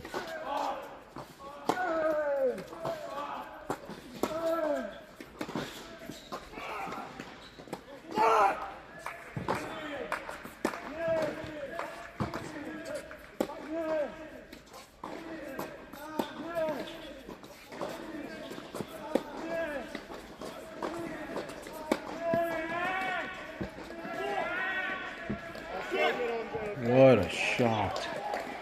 Wow, from behind the baseline, on the run of the backhand, he threads the needle. Viñas is, just can't believe it. In the blink of an eye, the 4-love lead is now 4-all at number 4.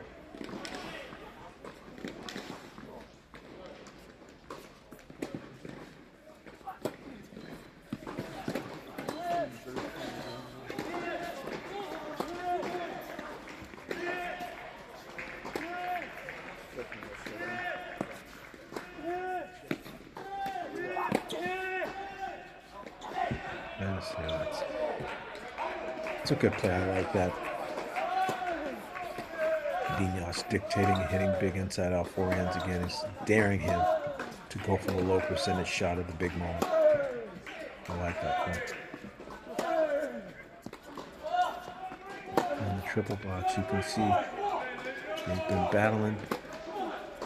McPherson is not happy with himself. Another forehand unforced error. Leonardo Malikowski is 1 game away. We're giving St. John's a 2-love lead in this duel.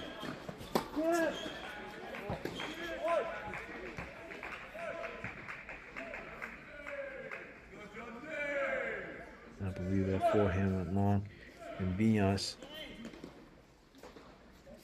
is up 6-4. Set point.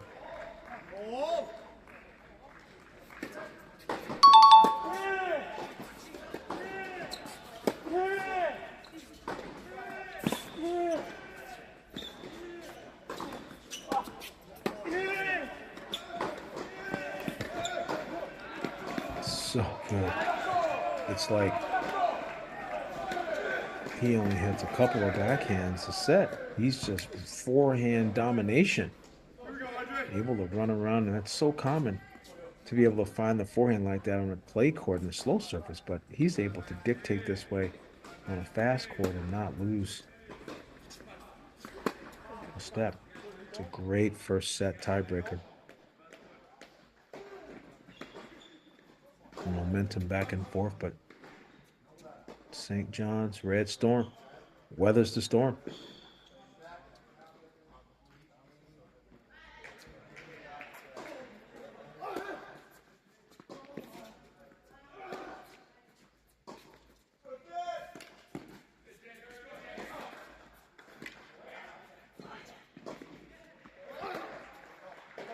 Leonardo Malikowski serving for the match here. Number 5 singles. And getting the first serve in.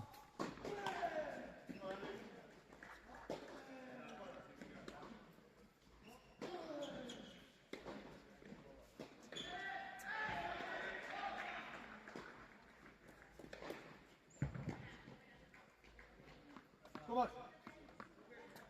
Enough.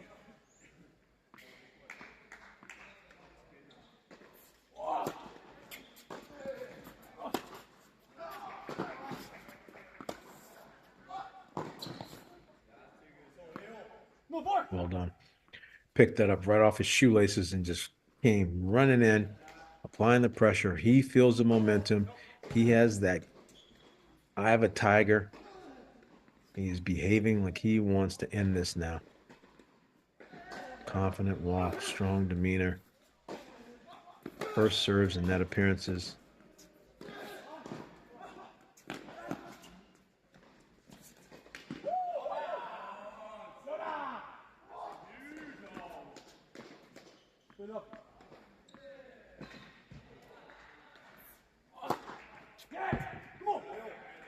Big time serve up the tee.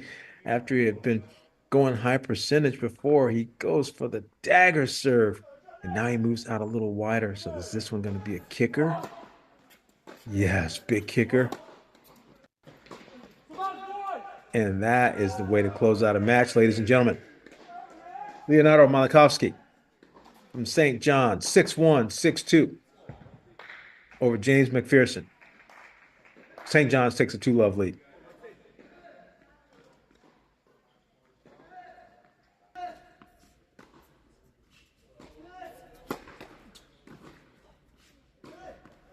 This match has been close all the way. Lotlakar was able to get a late break in the first set and close it out. And now here we are.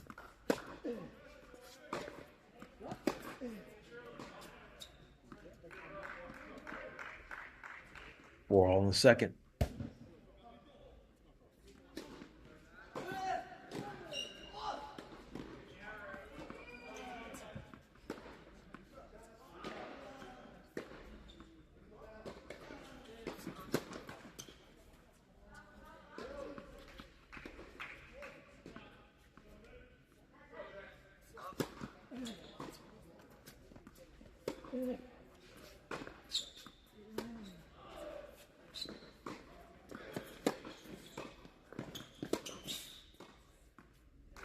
Well played.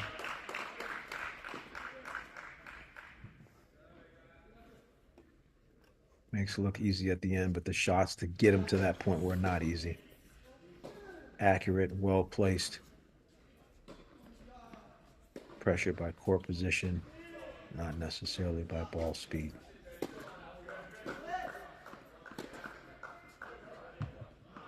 Gustafson, what does he come up with here? Big serve plus one of weapons. It's chasing some tosses.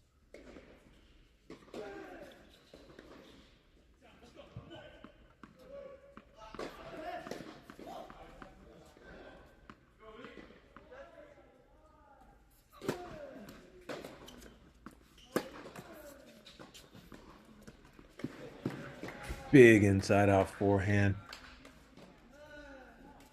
to a big target. Everyone's fired up. Coach gives him a pat.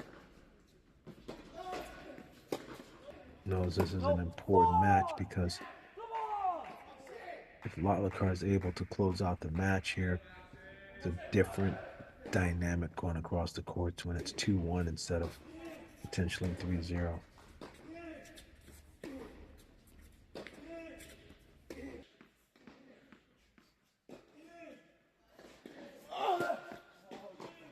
Andrew Fang serving on the near court.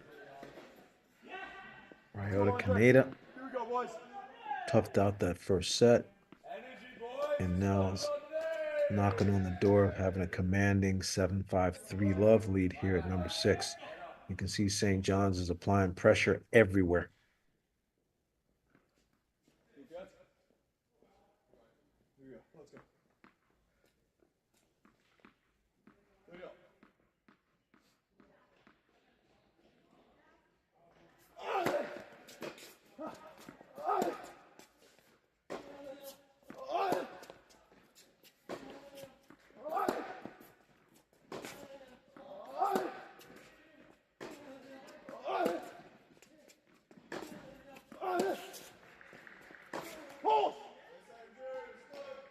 Tried to go back behind him. Didn't get enough space between his body and the ball, and net at the forehand there.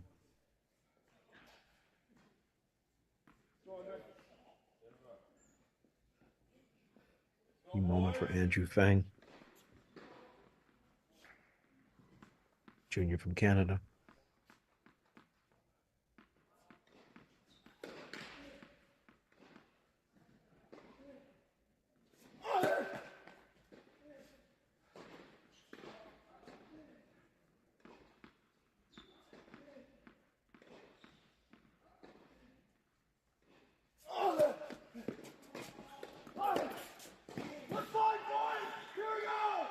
That's a great pass. Not a bad idea from Kaneda to apply some pressure and try to rip and sneak, but didn't get the best angle on the inside out forehand return. Fang is quick, defends it well. Hold serve.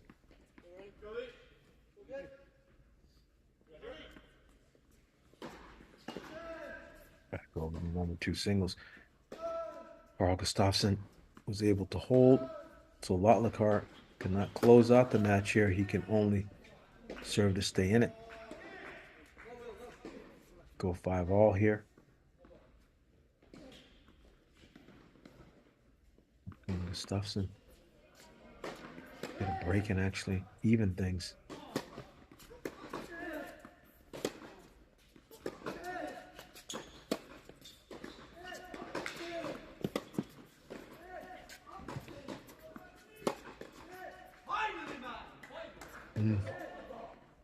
It's a ball he had some time with. He almost perceived it as an easier shot and had a little bit of a letdown. But to keep on moving those feet there.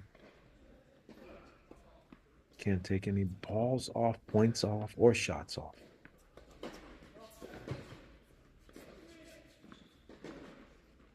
$15-all.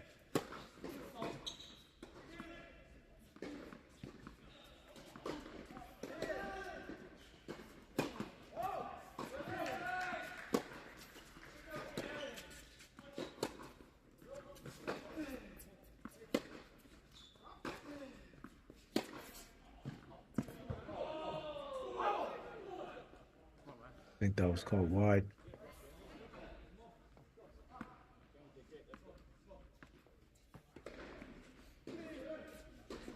Cross-court forehand to the right target. Just missed the mark.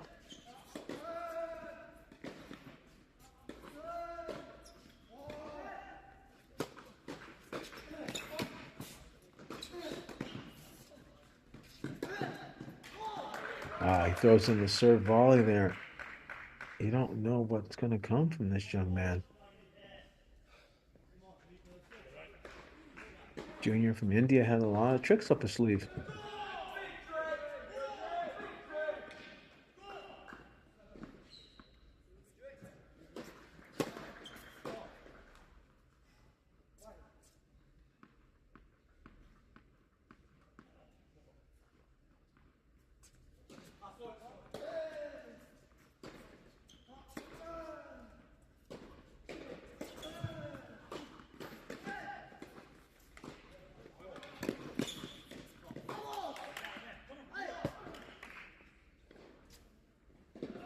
Never a good time for a double, but that most certainly was not a good time. So now, set point. And he rushes in with the serve and volley and gets it done. Fights off the one set point. Coach Nick gives him a pound, encourages him, and now let's see. What does Gustafson choose in terms of the side he's going to return on? And now will Latlaker choose the serve volley again, or will he stay back?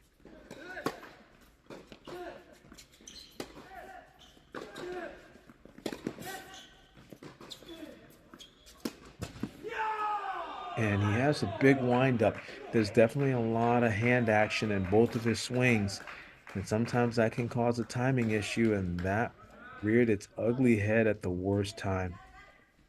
A little bit too big of a swing. Mistimed it.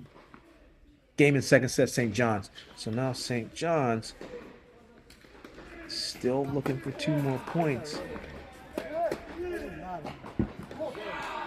In good position at number 1. Felipe Costa. A couple points away from a split here.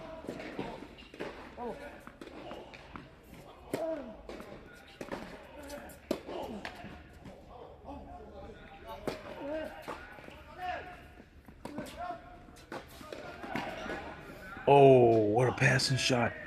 Edgar on the run, flicks it back down. Court 1. Max Omling, captain, transfer from Lamar. Junior from Germany. 2 points away.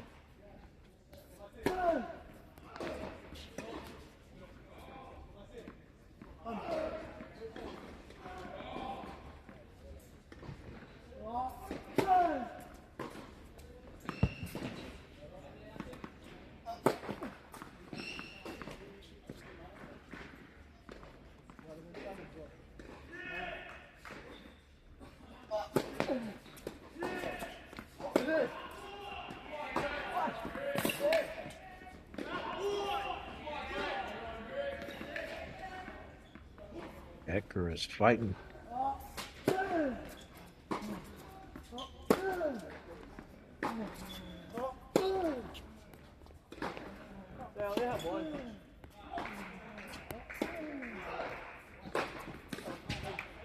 that backhand up the line goes wide. It's tough. He's falling backwards trying to steer it there. Probably a low percentage choice at a big moment. Doesn't have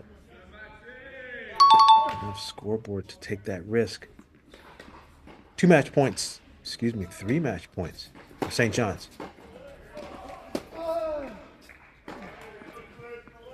And that's 1 saved.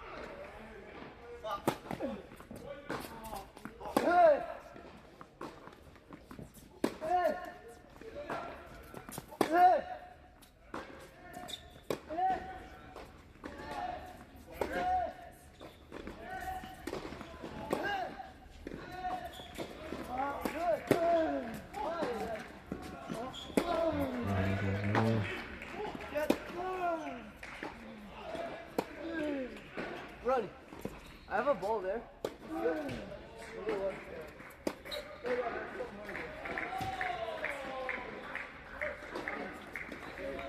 That's going to do it. Max Amling gets the job done at line 1. So now St. John's with a doubles point at positions 2 and 3, and then position 5, and now 1. So they have a 3-love lead. They only need one more. The question is, where will it come from? There's a lot of matches that are about to split that are still hanging in the balance.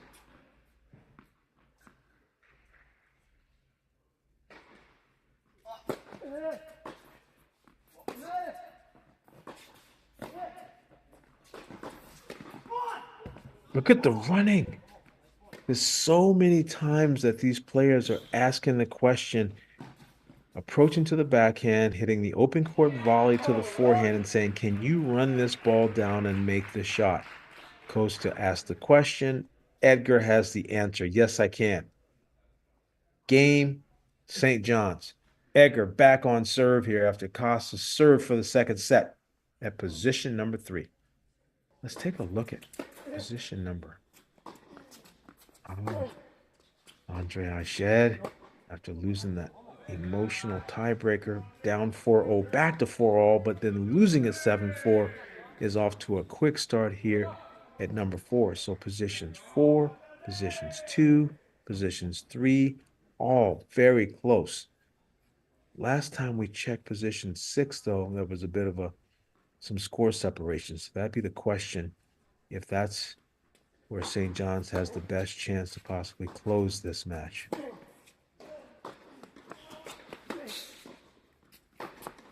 No. Oh.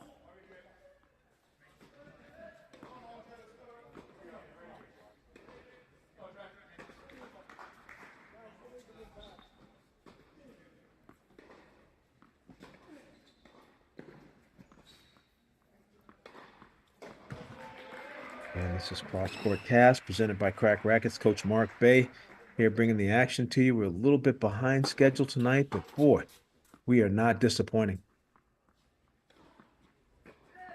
Binghamton, the home team, down 3-love, but the matches are close and the tennis level is high.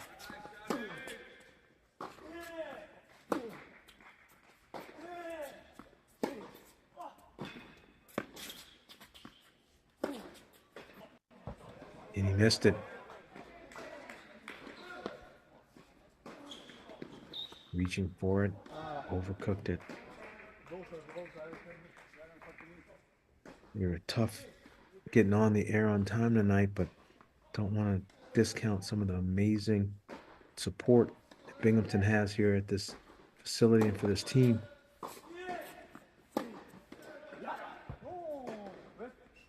Big Zoo's Barbecue is a sponsor. Jesus Clark, who often comes out and throws the first pitch or the first serve ceremonial. Tennis Charities of Binghamton. We do some great work with the team to help some at-risk youth. Sam Buskey Eyes and Aesthetics. A lot of, and Nate Rentals as well. A lot of quality support from the community for these tennis programs that need it.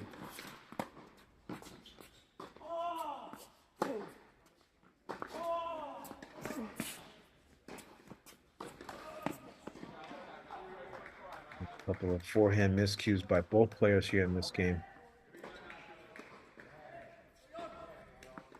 Nacho Viñas, one of the senior captains on the St. John's team, Argentina.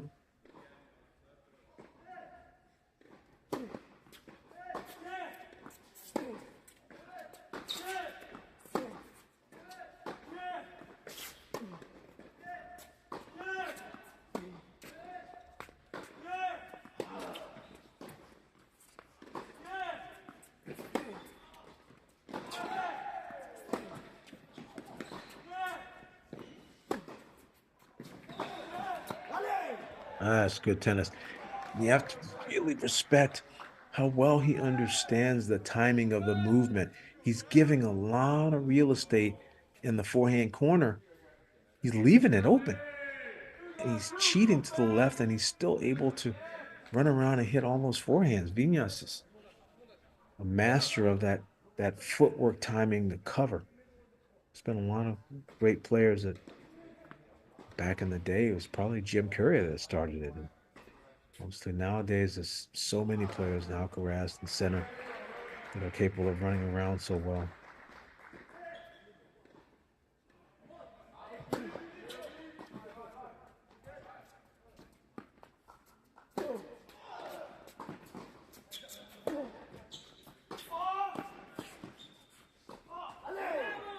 That's a tough volley. He dug that out and held his court position. Shad's not happy about that pass. He'd like to have that back.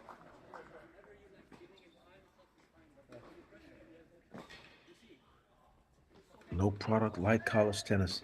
So many different things going on all at once. And everybody has to do their part.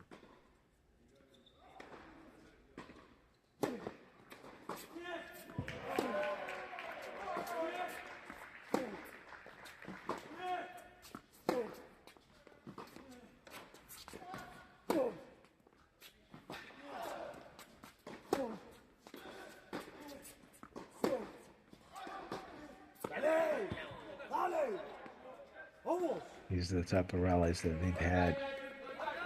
Bulk of that exciting first set. And Viñas, after going down 3-love, showing some toughness. Set point for Costa. Ecker broke back.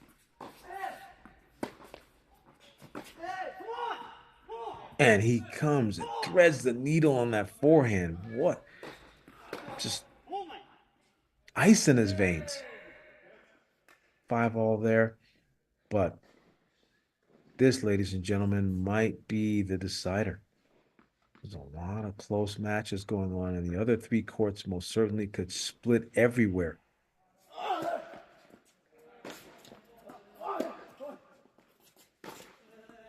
But St. John's loves this guy. 5'4" senior from Japan, Ryota Kaneda. Most wins on the team last year, and it's steady Eddie. What a warrior. And you look down at 6, and it's always nice to know you have somebody down there like this. Matches are close everywhere. It could be a dogfight. The other courts could all split with unpredictable endings, and you know you have somebody at 6 that might be able to close the door. He's been taking the second serve return of Fang and trying to rip and rush him. Can't say it's a bad play, but he's been missing the mark on the return quite a bit when we've tuned into this court.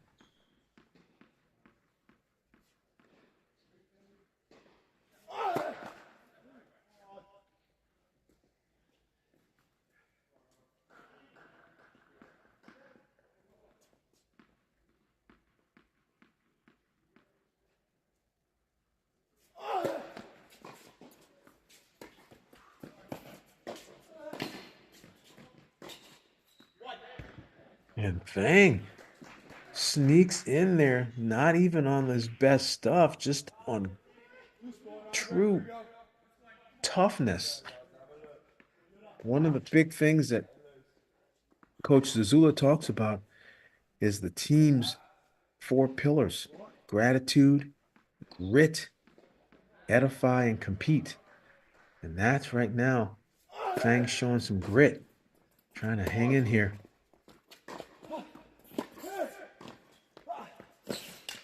And that volley is really good.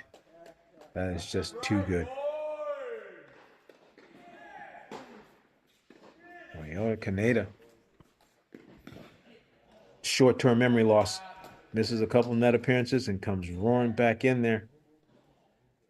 Executes that volley, and now he will serve for the match and the opportunity to give St. John's a 4-love victory. But don't let this scoreboard fool you. You can see now, ladies and gentlemen, from tuning into this match and watching this cross-court cast on Crack Rackets, how close college tennis is. Look at this.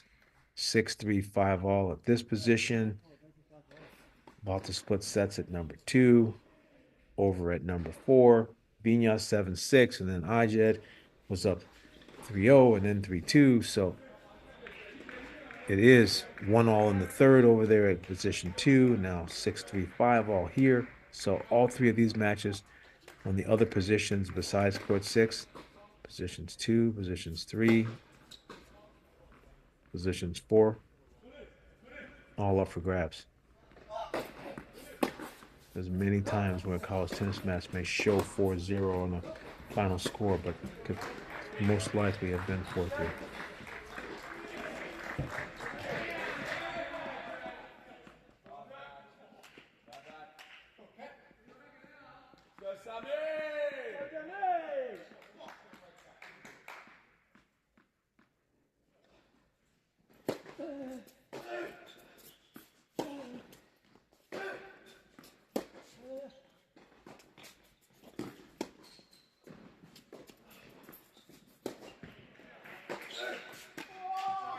Oh my goodness.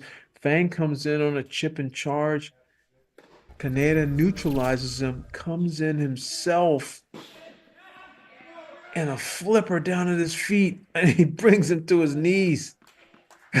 He's hoping that it had gone over, but to no avail. Love 15.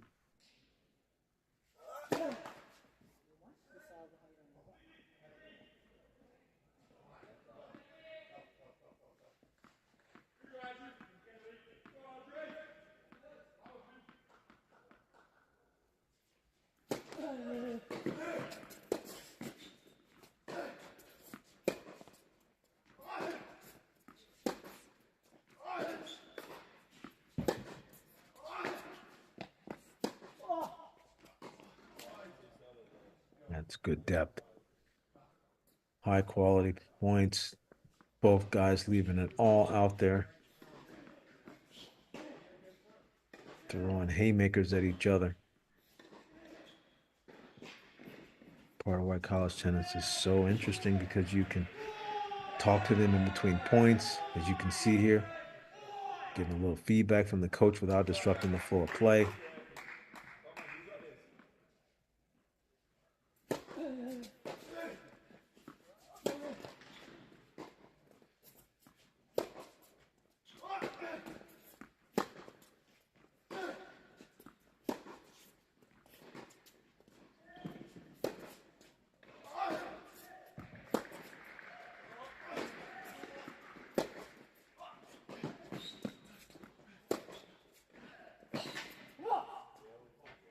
And Matt is on the line, and he's down. Is he injured or just disappointed?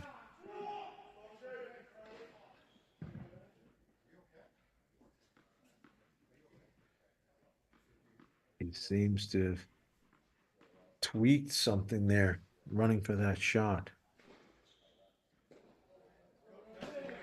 My comment I was going to say about this is that the college coaches interjecting and providing feedback like this, once the rules in pro tennis changed and allowed for coaching, you can see how well young Ben Shelton, who's just recently 2 years out of college tennis, has risen into the top 15 in the semifinals of the Australian Open, with his father, Brian, who was his coach at the University of Florida, able to talk to him every other game.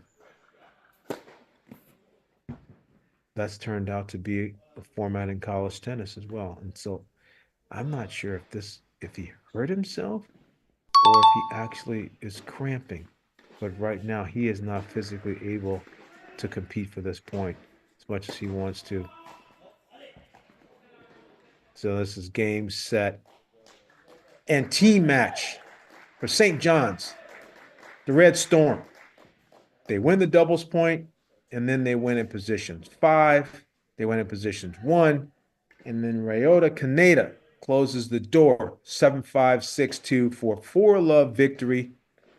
There is absolutely nothing that Binghamton could do to feel bad about this match, hang their heads. Most certainly look back at it and look at the video and say, boy, if we had won the doubles point and maybe got some more first sets here, that this could have been a different story. But it's an early season battle, good litmus test, good information for both teams. St. John's. Credit to them dealing with adversity, having some challenges with their commuting and getting over here and getting trained and ready to go.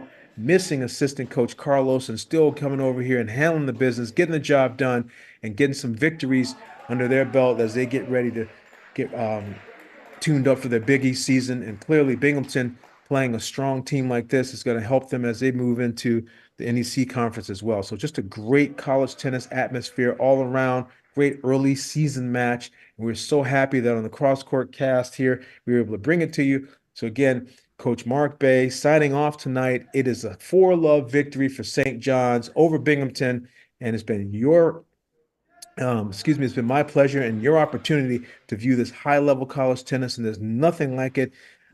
Crack Rackets is bringing you a ton of footage. You keep watching and tuning in, you're going to see the kickoff weekend with a lot more tennis in store, followed by the national indoors in a couple of weeks. So it's just going to be a full season of tennis to be tuned in on. So please keep watching, keep supporting, and thanks everybody for tuning in tonight.